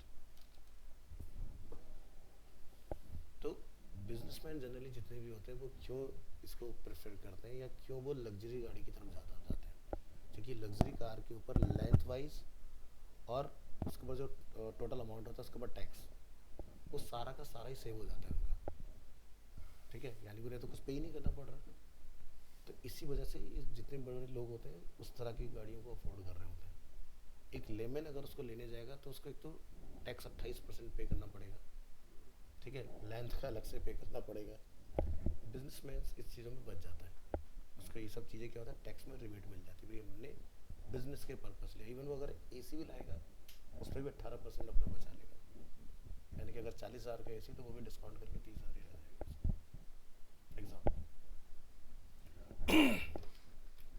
तो इस तरह की जो चीज़ है वो आपको थोड़ा सा ध्यान रखना होता है कि हर पर्सन का अपना अलग प्रेफरेंस है। अब जीएसटी वाला अगर आप देख रहे हो तो आपको तो कोई बेनिफिट होगा नहीं, क्योंकि जीएसटी नंबर आपके पास होगा नहीं। अब हमारे लिए क्या क्या फिल्टर्स काम कर सकते हैं, जैसे कि स्टोरेज या रैम बेस पर, तो हम बोलते हैं हमें 256 GB है, उससे अब का दिखाओ, तो यहाँ से चेंज हो जाएंगे, है ना, 256 GB के हिसाब से हमारा डेटा इसमें चेंज हो गया। तो ये फिल्ट्रेशन क्या काम कर रहा है कि भाई आप एक बार एक ब्रांड के अंदर अगर आ चुके हो तो बस यहाँ से अपनी चीज़ें बताते जाइए, चेंजेस उसके हिसाब से आपके होते चले जाएंगे। स्क्रीन साइज कितना चाहिए, बैटरी कैपेसिटी आपको कितनी चाहिए, रेजोल्यूशन का टाइप आपको किस तरह का रखना है, इस तरह की चीज़ें। अब फिल्ट्रेशन ना हो तो प्रॉब्लम क्या आती है कि भाई तो हर बार यहाँ जाके टाइप करना पड़ेगा एक एक चीज़ के लिए, ठीक है। तो हर एक जैसे अपैरल्स में अगर हम लोग जाएंगे, या मैं फ्लिपकार्ट के लिए दिखा देता हूँ क्योंकि सेम मॉडल उसका भी वहीं यूज़ होता है, दोनों एक ही है। तो जैसे हम लोग यहाँ पर टी शर्ट अगर सर्च कर लें मेंस का, ठीक है, तो हमारा ये कैटेगरी आ गया। ब्रांड आप यहाँ से ले सकते हैं, यहाँ से आप अपना ओकेज़न चूज़ कर सकते हो, ठीक है, किस पर्पज़ से आप ढूंढ रहे हैं। तो जैसे हम लोग ओकेज़न में जाके बीच वेयर अगर सर्च कर लेते हैं तो हमारे पास उस तरह की चीज़ें चेंज हो रही है, लेकिन इसे सही से दिखाया नहीं है, बीच में ऐसे तो कोई नहीं पहनता, ठीक है। दूसरा हम यहाँ पर और फिल्टर करते हैं, जैसे कि ब्रांड आ गया, gender, discount, size, fabric, pattern, occasion, colour, neck type, ठीक है। तो अभी जैसे यहाँ पर राउंड नेक, कॉलर नेक आपको यहाँ पर देखने को मिलता है, जिसको हम पोलो बोलते हैं। तो आप यहाँ से फिर सारे आप पोलो नेक में ही देखना चाहते हो तो देखो फिल्टर हो गया इजीली। इसमें भी फिर मेरी चॉइस है कि मुझे पर्टिकुलर एक कलर में जाना है, तो देखो कलर का ऑप्शन है कहीं पर, ये रहा 15 डिफरेंट टाइप्स ऑफ कलर इसमें आपको मिल रहे हैं। जैसे मुझे सिर्फ और सिर्फ येलो में फाइंड करना है तो येलो में प्रॉपर होगा या येलो में पैटर्न में होगा। तो फिल्ट्रेशन से ये हो गया आसान आपके लिए। अब नहीं तो आप कैसे ढूंढोगे एक एक चीज़ को, तो ये होता है ईज ऑफ एक्सेस, जिसके लिए हम लोग प्रेफर करते हैं डिज़ाइन के अंदर कि भाई हमारे पास फ़िल्टर होने का बेनिफिट क्या है। अब इसमें भी मेरे पास ये चॉइस है, भाई मेरा साइज़ फॉर एग्जांपल एक्सेल है, तो क्या उसमें मुझे वो डिज़ाइन मिलेगा कि नहीं मिलेगा, है ना। तो कई बार क्या होता है, कोई चीज़ आपको बड़ी पसंद आती है शॉप पर जो लेकिन वो आपके लिए फिट नहीं होती, है ना। तो यहाँ पर ये क्या है पूरा भाई, इनके पास 5952, जो मेरी प्रेफरेंसेस के हिसाब से इतनी चीज़ें अवेलेबल है। अगर मैं फ़िल्टर रिसेट कर देता हूँ तो ये देखो 9000 टोटल आर्टिकल्स इनके पास अवेलेबल है। मेरी प्रेफरेंस में 5000 चीज़ें मैच कर रही हैं, ठीक है।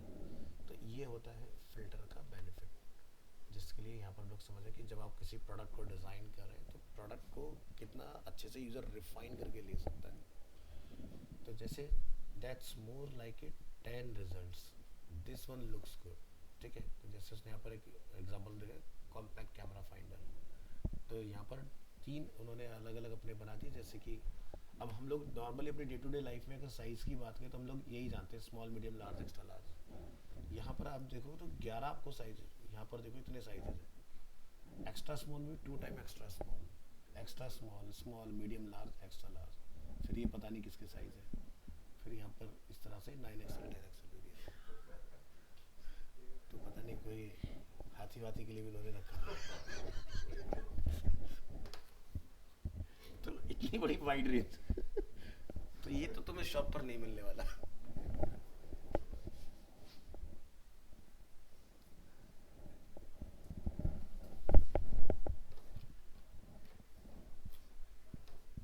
इतना समझ में आता है, यहाँ तक का भी समझ में आता है, बस ये नहीं ये सब क्या है, होते होंगे भाई, पता नहीं। ये 10X वाले तो बंदे नहीं लग रहे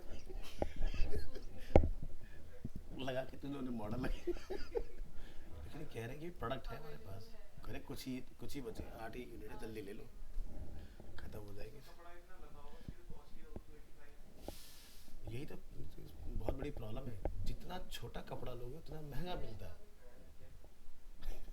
आप छोटे बच्चे का सामान खरीदने जाओ तो उतना महंगा मिलेगा, जितना बड़े में जाओगे तो सस्ता मिलता है, क्योंकि उसमें ज़्यादा मेहनत नहीं करनी पड़ती ना।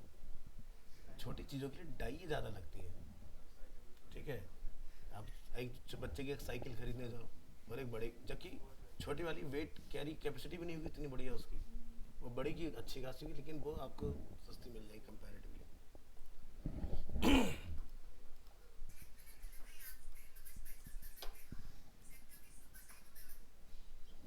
ऑनलाइन ऑर्डर कर रहे हैं।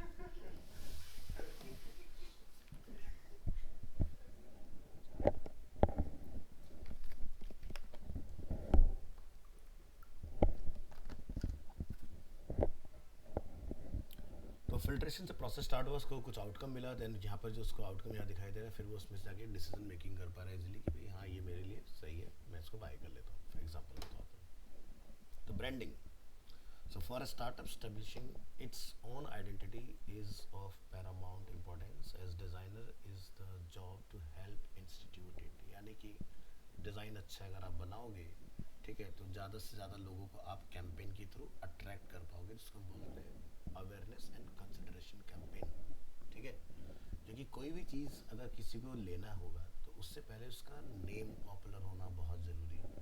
तो यहाँ पर ब्रांड स्टेब्लिश करना बड़ी चीज़ नहीं है, ब्रांड तो कोई भी रजिस्टर करा देगा जाके भी, मेरे को सो एंड सो एक ब्रांड बनाना है, लेकिन उस ब्रांड के अंडर में लोगों को लेके आना वो सबसे ज़्यादा चैलेंजिंग होता है। तो उसको लाने के लिए प्रोडक्ट जो आप प्लान कर रहे हो उससे एंड यूज़र की क्या प्रॉब्लम आप सॉल्व करने जा रहे हो, ठीक है। इसको हम लोग डिजिटल मार्केटिंग सेम ही लेके चलते हैं स्टार्टिंग से ही, कि मान लो अगर मेरे पास कोई कंपनी अप्रोच करती हुई हमें अपना डिजिटल मार्केटिंग कराना है, तो मेरा पहला क्वेश्चन यही होगा उससे कि सर्विस है या प्रोडक्ट है।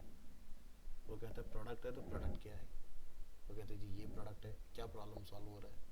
क्योंकि अगर प्रोडक्ट कोई प्रॉब्लम सॉल्विंग स्टेट में होगा तभी उस पर आप मार्केटिंग कर सकते हो, अदरवाइज़ क्या होगा कि आपने चलो ठीक है मैं ऐड चला देता हूँ, रिजल्ट कुछ आएगा नहीं, तो क्लाइंट क्या होगा, कल को 4 लोगों में आपका वर्ड ऑफ माउथ ख़राब कर दे, भाई हमने उससे काम किया था आउटपुट नहीं आया, जबकि वो ये नहीं मानेगा कि उसके प्रोडक्ट में पोटेंशियल नहीं है। तो पहली चीज़ कि प्रोडक्ट किस तरह की टारगेट ऑडियंस के लिए बना, ठीक है। सेम उसी तरह से जब आप यहाँ अपनी प्रोडक्ट को यहाँ पर स्टैब्लिश कर रहे हो तो आपको इस चीज़ का ध्यान रखना है। तो जैसे अगर आपने नोटिस किया होगा, डायसन मार्केट में अवेलेबल है ना, इतने महंगे महंगे उनके इक्विपमेंट्स आते हैं, लोग खरीदते हैं, है ना। तो भाई अगर आप देखोगे सिर्फ और सिर्फ स्ट्रेटनिंग कर्लिंग वगैरह इस तरह की चीज़ों के लिए इन्होंने बनाए हुए हैं। इनका महंगा क्यों है? क्योंकि एयर रैप सिस्टम का यूज़ कर रहे हैं लोग। जैसे कर्लिंग के लिए बहुत सारे लोग हीट का यूज़ करते हैं ना, तो हीट वाले तो ड्रायर आप देखोगे तो लोकल वाले 300-400 में भी स्टार्ट हो जाते हैं। और कुछ तो मार्केट में प्रोडक्ट ऐसे हैं कि जैसे आप शैम्पू कंडीशनर खरीदोगे तो उसके अंदर गिफ्ट में आपको ड्रायर डाल के देते हैं। वो आता लगे एक बार चलता है, 2 बार चलता है, वो उसकी अपनी खुद की लाइफ है।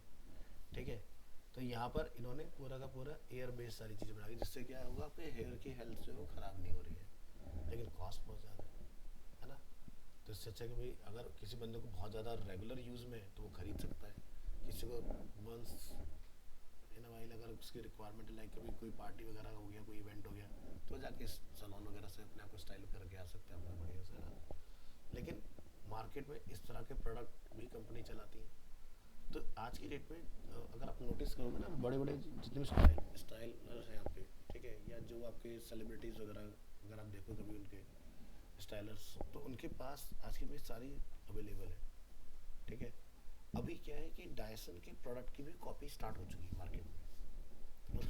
50,000 का आता है प्रोडक्ट, वही सेम पता नहीं शायद चाइना से उसका डुप्लीकेसी स्टार्ट हुआ है, तो वो यहाँ पर 5-5 हज़ार रुपये में अवेलेबल हो रहे हैं मार्केट के।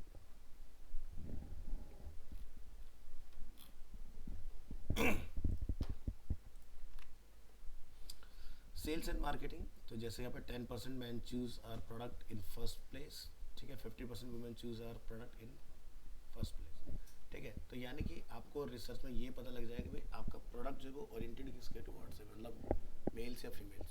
तो जैसे शैम्पूज वगैरह होते हैं ना, तो कुछ मेंस को स्पेसिफिक ध्यान में रख के बनाए जाते हैं, कुछ फीमेल्स को स्पेसिफिक ध्यान में रख के बनाए जाते हैं। ठीक है, या जैसे हेयर कलर हो गया आपका, ठीक है, तो जैसे आप देखते हो ना कि एग्जांपल के लिए लॉरियल, लॉरियल का अगर आप एक ऐड देखोगे हेयर कलर का, तो उसमें कभी मेंस का जिक्र नहीं मिलेगा आपको, है ना, क्योंकि पूरी पूरी जो उनकी सीरीज है वो फीमेल्स के लिए है।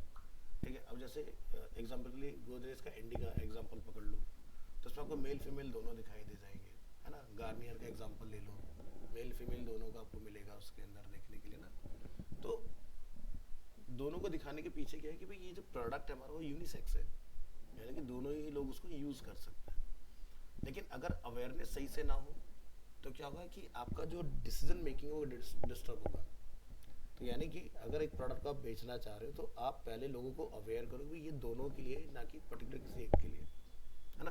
तो जैसे देखते ना फेयर एंड लवली, तो उन्होंने फेयर एंड हैंडसम बना दिया, ठीक है, शाहरुख खान को लगा दिया उसके साथ में कि भाई ताकि लोग जो उसके फैन फॉलोअर्स हैं तो वो उस प्रोडक्ट को खरीद लेंगे वहाँ से। तो स्टेप 1 यहाँ पर अगर हम लोग देखते हैं, इसमें थोड़ा सा जूम कर लेते हैं अगर हो पाता है तो। यहाँ देखो 5,000 प्लस मोबाइल यूजर्स है, ठीक है। स्टेप 2 में 40,000 आपके फर्स्ट प्रॉफिट आपको डॉलर में निकल के आया। स्टेप 3 20K ऑनलाइन सेल्स हुई है। स्टेप 4 20-30% का सेल्स में ग्रोथ हुआ है आपका, ठीक है। तो ये आपके क्या होते हैं जो ऑनलाइन सेल्स वगैरह का जो आपका हैंडलिंग करती हैं कंपनीज वगैरह, ठीक है, तो बेसिकली वो आपका एक सेल्स का ग्राफ बनाती है। और अगर आपके पास सेल्स फोर्स इंटीग्रेट हो रखा है आपके बिजनेस मॉडल के अंदर, तो आपको अपना भी अपना कर्व पता चलता रहता है कि भाई हमने किस ईयर में क्या किया। जैसे बहुत सारी कंपनी कहती है हम लोग लॉस में चल रहे हैं, ठीक है, तो लॉस को कैसे वो लोग लिखते हैं। जैसे आप लोग कॉमर्स अगर पढ़ के आए हो तो आपको पढ़ाया गया होगा उसके अंदर प्रॉफिट लॉस का सारा सिस्टम।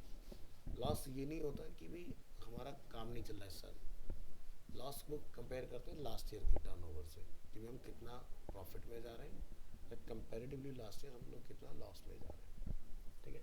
अगर लास्ट ईयर किसी ब्रांड ने 1 लाख रुपए का सेल जनरेट किया या इतनी यूनिट सेल किए, इस बार उन्होंने कितने का, जैसे इस बार की अगर आप देखोगे सेल्स रिपोर्ट, मारुति जनरल में ऑटोमोबाइल में काफ़ी एक्टिव रहता हूँ, तो उसमें क्या है मारुति का एक प्रोडक्ट है सियाज, ठीक है, पूरे साल में वो लोग सिर्फ, पूरे साल नहीं लास्ट मंथ का बात करते सिर्फ 400 कुछ गाड़ियाँ बेच पाए, ठीक है। वहीं पर उनकी वैगन आर स्विफ्ट डिज़ायर जो थी वो 17-18 हज़ार एक यूनिट बिक जाती है एक गाड़ी की, ठीक है। तो जैसे अगर हम लोग यहाँ पर एक डेटा निकालें,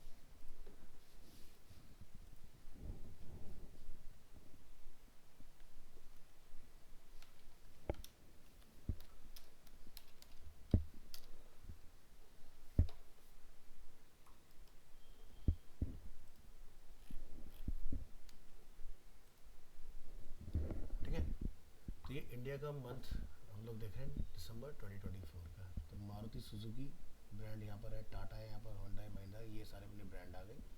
ये दिसंबर में इनका 2024 में, ये दिसंबर 2023 है। ग्रोथ कितना आया? 24% का है ना। इसी तरह से अगर इनका हम लोग मंथ ऑन मंथ बेसिस पर एनालिसिस देखें तो उसमें ये थोड़ा सा नीचे गए हैं, क्योंकि नवंबर मंथ में देखा जाए और दिसंबर मंथ में देखा जाए तो सेल्स में थोड़ी सी गिरावट हुई है। ठीक है, मार्केट शेयर चेंज देखा जाए तो ज़बरदस्त है।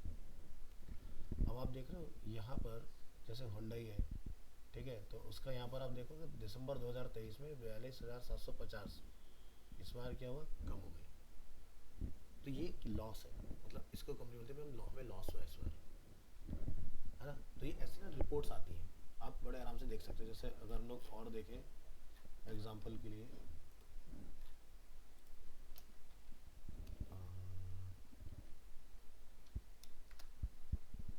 यहाँ पर कोई रिपोर्ट हमें मिलनी चाहिए।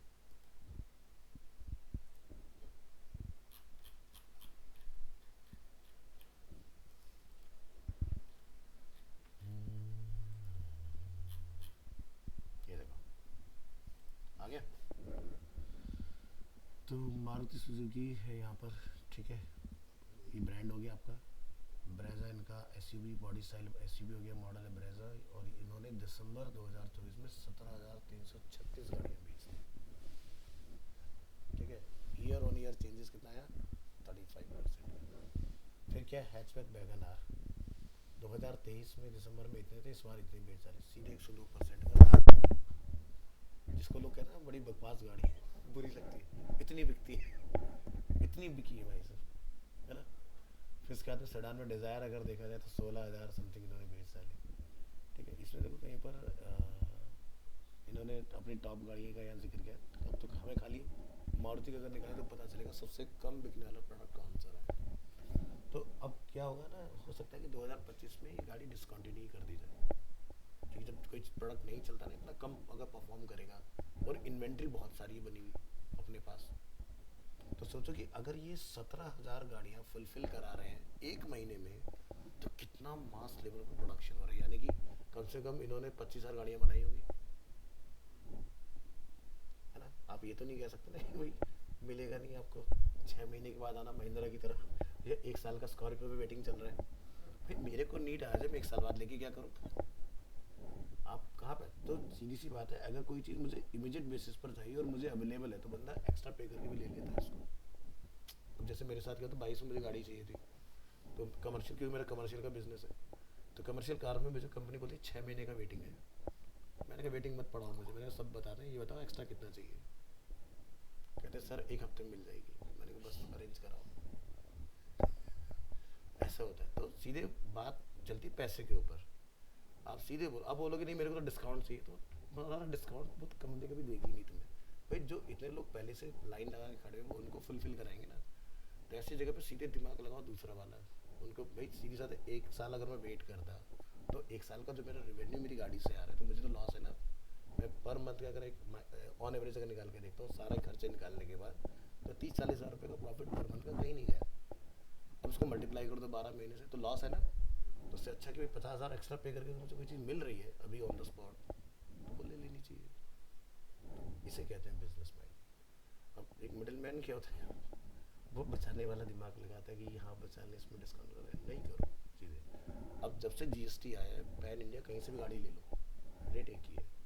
वो टाइम चला गया, दिल्ली का रेट अलग होता है, हरियाणा में सस्ती मिलती है। तो पहले लोग क्या करते हैं, चलाएगा गाड़ी दिल्ली में, लेकिन डिस्काउंट कराने के लिए हरियाणा का एक एड्रेस प्रूफ बनवा के वहाँ से वो करवा के एग्रीमेंट वगैरह वहाँ से गाड़ी निकाल के यहाँ लेके आता था।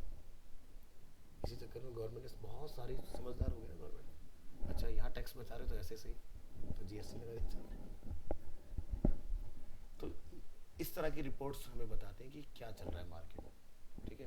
तो ये देखना ज़रूरी होता है जब आप किसी कैंपेन के ऊपर काम करने जा रहे हो, तो कहीं तुम ऐसे कैंपेन में तो नहीं चले गए, पता चला कि वो ऑलरेडी लॉस में, तो तुम उसको प्रॉफिट में लेके कैसे आओगे? यानी कि कहीं ना कहीं प्रोडक्ट में प्रॉब्लम है। जैसे टाटा का अगर आप देखोगे तो यहाँ से इसका 9% का है, पंच का, नेक्सॉन का ग्राफ गिर गया। नेक्सॉन का ग्राफ गिरने का सबसे बड़ा रीज़न क्या है? जबकि इनका तो फेस लिफ्ट आया, इन्होंने ईवी भी निकाली हुई है, सब कुछ है। नेक्सॉन का प्रॉब्लम ये कि जब ये सीएनजी लेके आए तो ये माइलेज नहीं दे पाए, है ना, रिपोर्ट्स बताती हैं कि माइलेज जहाँ सीएनजी लगाने से बढ़ना था वो पेट्रोल पे भी उतना ही है, डीजल पे भी उतना ही है। तो क्या फ़ायदा हो रहा है? फिर सीएनजी लोग क्यों लगाते हैं कि कॉस्ट कम हो जाएगी और माइलेज मेरा बढ़ेगा। अब आज की डेट में अगर देखा जाए, अगर हम लोग दिल्ली की बात करें,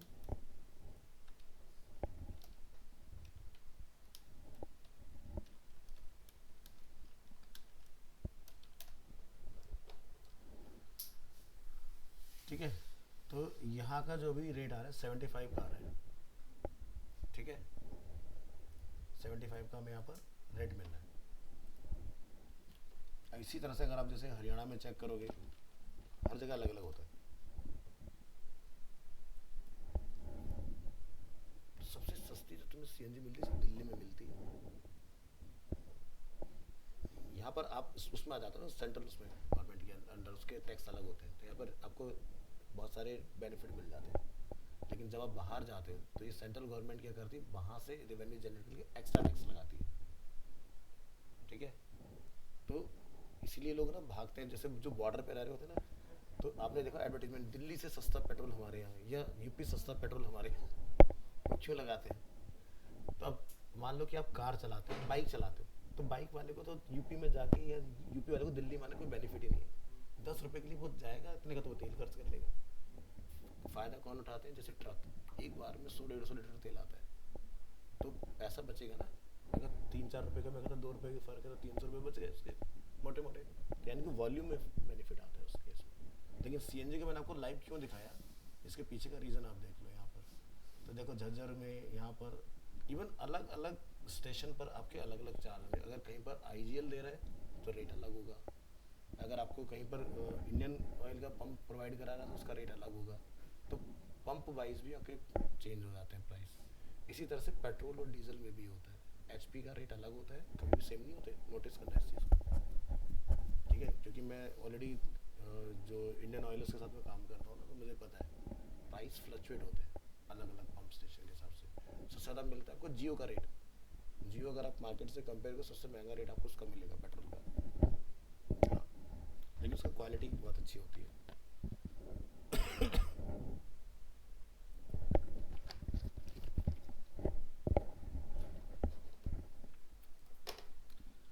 So final thought, in a startup, all members of the team are expected to contribute anywhere they can to get the product out and running on time, ठीक है। So जिसके पास जो भी आइडियाज़ हो, डेफिनेटली एक्सचेंज करने चाहिए। इसी को हम लोग क्या बोलते हैं, ब्रेनस्टॉर्मिंग। कि भाई हो सकता है कि किसी प्रोडक्ट को लेकर आपके पास कुछ एक अलग ही तरीका हो। एक इसको ऐसा समझो कि एक डिजिटल मार्केटिंग टर्म में हम लोग क्या बोलते हैं कि मान लो अगर मैं डिजिटल मार्केटर हूँ, तो मैं हर एक प्रोडक्ट को, हर एक सर्विस को मैं हिट नहीं करा सकता, क्योंकि हर एक प्रोडक्ट के लिए एक अलग रिसर्च लगती है। फिर भी मैं पूरी कोशिश करता हूँ मार्केट के बारे में ज़्यादा से ज़्यादा जानने की हर एक चीज़ के अंदर। लेकिन कई बार क्या होता है कि अगर आप किसी बिल्कुल ब्रांड न्यू चीज़ में एंटर करने जा रहे हो, तो आप मान के चलो कि आपको वहाँ पर रिजल्ट, आप ये एक्सपेक्ट करोगे। मैंने रिसेंटली किसी के लिए एक इंस्टीट्यूट के लिए ऐड चलाया है, और इंस्टीट्यूट के बाद मुझे किसी ऑटोमोबाइल का ऐड मिल रहा है, तो वहाँ पर आपको सक्सेस रेट नहीं मिल पाएगा एकदम से, जब तक आपको ऑटोमोबाइल की जानकारी नहीं होगी, ठीक है। तो उसके लिए आपको पढ़ना पड़ेगा।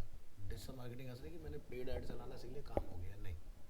उसके लिए स्ट्रेटजी तो प्लान करोगे ना। जैसे आप यूएक्स कर लिखते हो, पूरा का पूरा समझते हो, उसको डिज़ाइन में कन्वर्ट कराते हो, उसी तरह से डिजिटल मार्केटिंग में ऐड चलाने के लिए आपको मार्केट को समझना बहुत ज़रूरी है।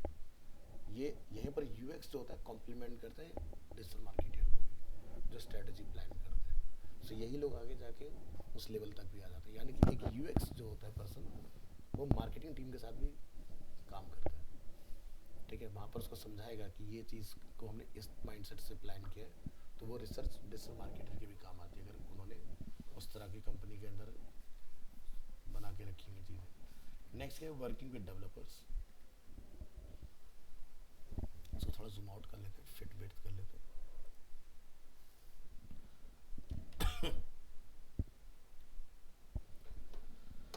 So why is it when my design leaves me it looks like Jennifer, ठीक है, but it looked like Roseanne bar when development gets done with it. So जब आप कोई चीज़ें डिज़ाइन कर रहे होते हैं जो हमारा पर्पस है बेसिकली बनाने का, और उससे मिसमैच हो जाती हैं चीज़ें, तो वहाँ पर आपको डेवलपर के साथ बैठ के भी काम कराना होगा उस केस में। अब जैसे क्या है, टीम डायनामिक्स वर्किंग डेवलपर्स में, जैसे mutual respect, be flexible, adept to the development process and tribal issues. So पहली चीज़ ये कि जब हम किसी डेवलपर के साथ काम कर रहे हैं तो डेवलपर का ईगो सबसे बड़ा होता है। ठीक है, जैसे एग्जांपल ऐसे लो कि ताजमहल जिसने बनाया, ठीक है, तो कोई दोबारा ना बना दे तो उससे क्या ले लिया, बलिदान ले लिया, उसके हाथ ले लिए।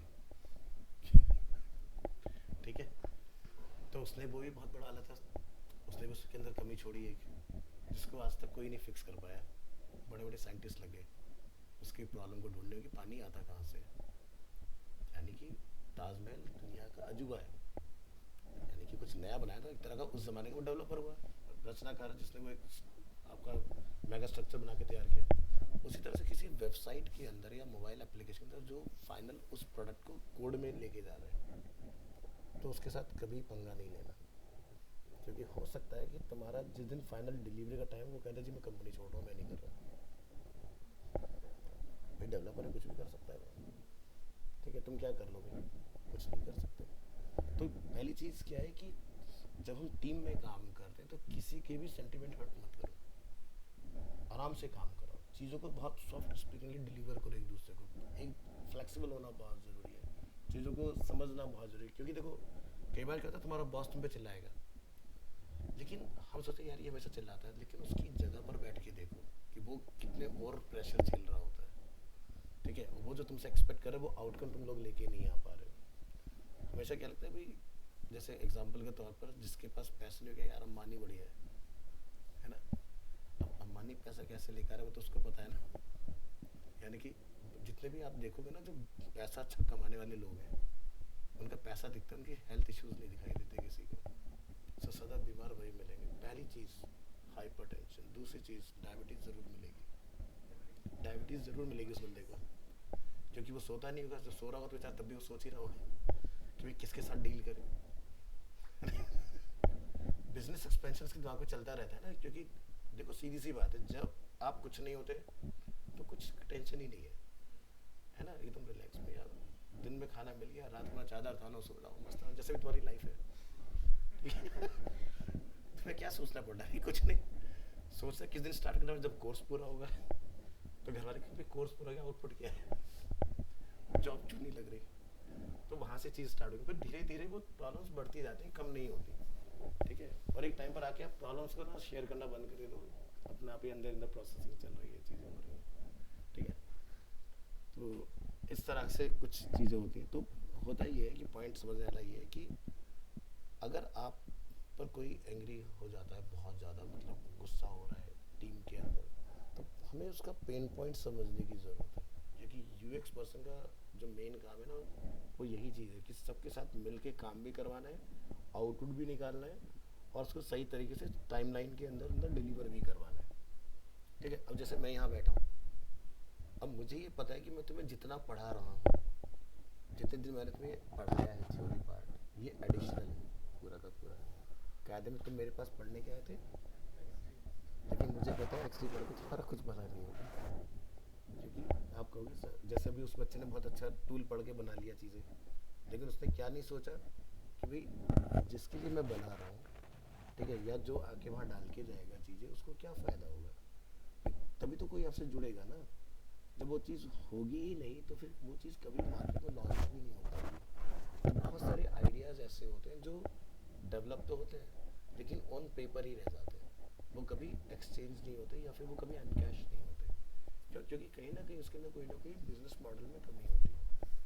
आज के इस दौर में एक बिजनेस को लाइव लाने के लिए सारे प्रॉस कॉन्स पहले ही रिसर्च हो जाते हैं, पहले खर्चा कर लो, बाद में जाके लॉस करने से ज़्यादा अच्छा। स्टार्टअप आप देखते हो ना कि कितने सारे आते हैं लेकिन नहीं चल पाते, just because of lack of research.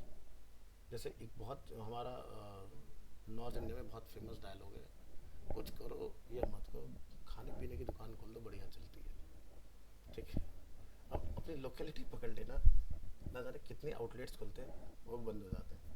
कितने सारे रेस्टोरेंट स्टार्ट होते हैं, बंद हो जाते हैं, जबकि ऐसा नहीं कि इंफ्रास्ट्रक्चर अच्छा नहीं था, सर्विस अच्छी नहीं थी, लेकिन चल नहीं पाया। ठीक है। अब यहाँ प्रॉब्लम क्या है, उस बंदे ने उस एरिया में रेस्टोरेंट खोलने से पहले रिसर्च क्या नहीं किया कि वहाँ के लोगों का कंजम्पशन है क्या, वो किस तरह का फूड वहाँ पर कंज्यूम करते हैं। अभी आप सपोज करो एक साउथ इंडियन हो और आप एक नॉर्थ इंडियन के बीच में जाकर आप ये सोचोगे कि आप उस डिश को बहुत ज़्यादा पॉपुलर कर लोगे, फ्यूजन बना लोगे, नहीं चल पाएगा। सबसे ज़्यादा बंद होने वाले आउटलेट का अगर मैं नाम बोलूँ तो Shri Ratna, Sagar Ratna, south Indian touch, आपको इनका एक पूरा डेडिकेटेड मेन्यू मिलेगा, है ना। अब उसके अंदर क्या होता है कि वो, मैं कहता हूँ अगर दिन में अगर एग्जाम्पल के लिए 100 लोग आ रहे हैं ना, तो 10 लोग ही होंगे शायद जो इडली खाते होंगे, लेकिन आपको तो प्रिपरेशन बहुत बढ़िया करके रखनी पड़ती है, यानी कि वेस्टेज बढ़ती है वहाँ पर। ठीक है। तो इसका सबसे बढ़िया तरीका क्या है, आप ऑनलाइन देखो। ठीक है। एरिया पर रिसर्च करो, कुछ लोकेलिटीज़ में स्ट्रीट्स में आप जाओ, वहाँ पर जाके डोर टू डोर रिसर्च करके आ जाओ थोड़ा सा, उससे आपको ये पता लगेगा नॉर्थ इंडियन या वेजिटेरियन, नॉन वेजिटेरियन या डिफरेंट टाइप्स ऑफ कुजीन्स जो अवेलेबल है वो कितने लोग हैं। आप शेफ़ लेके आओगे, चाहे वो गुजराती डिश बनाता हो, है ना, या वो आपका कुछ और साउथ इंडियन डिश बनाता हो, नॉर्थ इंडियन डिश बनाता हो, उसको तो आपको देना ही है ना मंथ एंड पर, चाहे वो एक भी डिश ना बनाए। भाई इस बार मेरे पास गुजराती डिश का कोई भी ऑर्डर नहीं आया, वो ये थोड़ी ना कि तुम्हारे से बोले, तुम बोलोगे जी तुम्हारे को कोई ऑर्डर नहीं है तो इसलिए तुम्हारा, भाई मेरा क्या फॉल्ट, भाई तुम्हारे पास ऑर्डर नहीं है, मैं तो बनाने के लिए खड़ा था ना। तो फिर क्या होगा, या तो उसको बोला भाई तू कुछ और सीख। तो आधे से ज़्यादा रीज़न ये है कि हम ये सोच लेते हैं कि चल जाएगा। सबसे बढ़िया क्या चलता है, चाइनीज आउटलेट सबसे बढ़िया, वो सबसे बढ़िया है। हर कोई बंदे को घूम फिर के वो चीज़ें चल जाती हैं आराम से ना, एडजस्ट हो जाता है। लेकिन आप कुजीन में जब एंटर करोगे तब फेल हो जाओगे। तो वहाँ पर चाहिए आपको हार्डकोर रिसर्च। और अगर आप वहाँ पर ही फेल हो रहे हो, रिसर्च नहीं कर पा रहे हो, तो अपने बिजनेस को ले जाओ ऑनलाइन, यानी कि स्विगी जोमेटो। आधे से ज़्यादा आज की डेट में जो रेस्टोरेंट चल रहे हैं वो सिर्फ और सिर्फ इन प्लेटफॉर्म्स की वजह से चल रहे हैं। अगर ये ना हो तो बेचारे कब के बंद हो जाए। तो इस तरह की, जैसे एग्जांपल के लिए आपकी रोड के अपोजिट साइड में शायद आपने देखो बॉबी टिक्की वाला, नहीं देखा? नहीं, शॉप है यार, कंपनी है आज की डेट में। कॉल करोगे, कस्टमर केयर नंबर है बकायदा उनका। ठीक है, सामने ये रोड के अपोजिट साइड। तो कभी ना बहुत लोकल से हुआ करते थे, मतलब है ना। आज की डेट में ये इस तरह से इनको देखा देख भाई साहब, शायद इनके यहाँ वो बंदा था, कौन था, उसने स्टार्ट किया बिट्टू टिक्की वाला। अब गलती से, जैसे क्या होता है जब हम लोग पहले कोई ऑर्डर ऑनलाइन किया, मैं 2008-9 की बात करूँ, बहुत पुराना वो है। ठीक है, आज इनके काफ़ी सारे स्टोर्स अवेलेबल हैं, अगर हम यहाँ देखेंगे जाके ना इनका, ये कॉर्पोरेट इवेंट वगैरह सारी चीज़ों में अपना सर्विस प्रोवाइड कर रहे हैं। देख रहे हो आईटीसी मौर्या, छोटा मोटा नहीं है, तो यानी, है ना। लेकिन वहाँ तक भी अगर ये जा रहे हैं, उनको ये लोग डिलीवर करते, कुछ तो बात होगी। लीला अपने पीछे ही है यहाँ पर।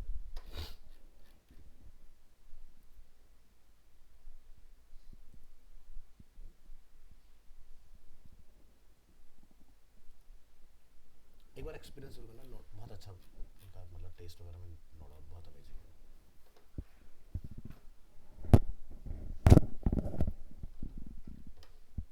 तो ये कंपनी आज की डेट में मतलब फ्रेंचाइजी देती है, मतलब अगर आप किसी एरिया में हैं, ठीक है, तो आप इनकी फ्रेंचाइजी लेके रन करो, सारा कुछ अपना सीक्रेट इंग्रेडिएंट आपको देंगे हम लोग क्या करते हैं इसको बनाने के लिए। ठीक है। ऐसे आपने एक और सुना होगा, शायद आपको अपनी लोकेलिटी में दिखा होगा, गोली बड़ा पाव।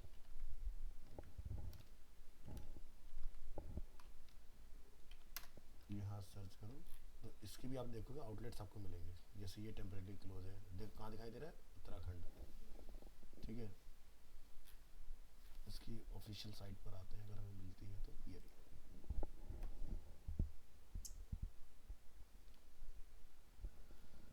लो मेंटेनेंस मोड इनका भी ऑन है, बट ये इनका लोगो है जो यहाँ देख रहे हैं ना। तो ये क्या है, मुंबई का बेसिकली टच यहाँ लेके आए और ये बड़ा सक्सेसफुल हुआ है। लेकिन क्या होता है, जब कोई फ्रेंचाइजी देता है अपना, तो उसका ना एक शेयर होता है टोटल रेवेन्यू के ऊपर। भाई जैसे कि 80-20 का रेशियो में, मतलब जो भी ऑर्डर आएगा 80% जिसने फ्रेंचाइजी लिया है उसका होगा, 20% जिसने दिया है उसका होगा, क्योंकि नेम एंड कैश होता है अल्टीमेटली। जैसे ये अरीना है, अब ये अरीना की फ्रेंचाइजी है, ये मेन वो नहीं है ना, क्योंकि इसको जो है आपका computer kids private limited own करती है कंपनी।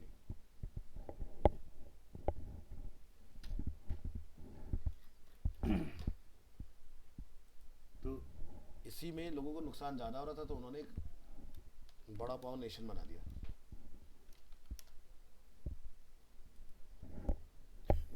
कहते भाई क्यों देना, जो सीख गए, हमें सारा कुछ पता ही है क्या डलता है, तो हम अपना खुद का बनाएंगे। वही अन्ना। ठीक है, जैसे एक ना देखा होगा आपने, मार्केट में एक ब्रांड आया था बीच में, बांगो फूड में, जो बेसिकली डोसा में ही डील करते थे। देखा होगा मॉल वगैरह के अंदर जनरली मिल जाता था देखने को। ठीक है, तो ये बड़ा पाव नेशन गोली बड़ा पाव से ही जाता हुआ। ऐसे और भी हैं बहुत सारे एग्जांपल्स। जैसे आप वो देखते हो डोमिनोज, डोमिनोज का डुप्लीकेट है होम्स पिज़्ज़ा।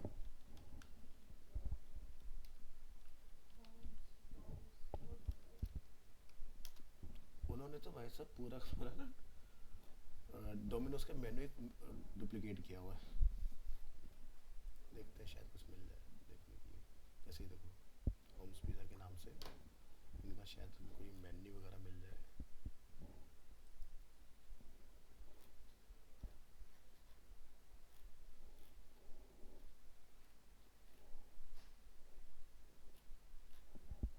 तो ये सारे लोग कौन है जिन्होंने बेसिकली इन ब्रांड के अंदर काम कर लिया एक बार। ठीक है, ये मेन शायद मेन कुकिंग उस पर होते थे, इन्हें सब पता चल गया क्या क्या चीज़ें जाती हैं। ठीक है, बस गए अपना चीज़ें अरेंज कर। देखो सीधी सी बात है, बाहर की कंपनी डोमिनोज भी यहाँ की नहीं है। ठीक है, इसको जो अंडरटेकन में है ये जुबिलेंट ग्रुप के अंडर में आती है। ठीक है, ये कंपनी है, ठीक है, जिसके अंडर में आती है। अब ये देख रहे हो डोमिनोज। अब जुबिलेंट इतना बड़ा नेटवर्क है, अगर आप जैसे मुरादाबाद साइड कभी गए हो, बरेली साइड अगर गए हो आप, तो गजरौला एक जगह पड़ती है। तो जुबिलेंट जो है वो आपका फार्मास्यूटिकल में भी आता है। तो मतलब स्पेशली इनकी डेडिकेटेड खुद की ट्रेन चलती है। ठीक है, जो बाहर यहाँ से केमिकल जो पूरा प्रोसेस होता है बाहर जाता है, जिससे मेडिसिन वगैरह बनती हैं इनकी। ठीक है, तो ये बहुत बड़ी अपना आप में कंपनी है। और इसका डोमिनोज डोमिनोज की अगर मैं बात करूँ, तकरीबन सेटअप करने का 10 करोड़ का खर्चा आता है फ्रेंचाइजी का। खाली आपको इतना पे करना होता है। ऐसे मैकडोनल्ड का अगर आपको लेना है तो 10 करोड़ समथिंग आपको पे करना, 10 से 25 करोड़ के बीच में बिड लगती है, उस तब आता है खाली नाम ना।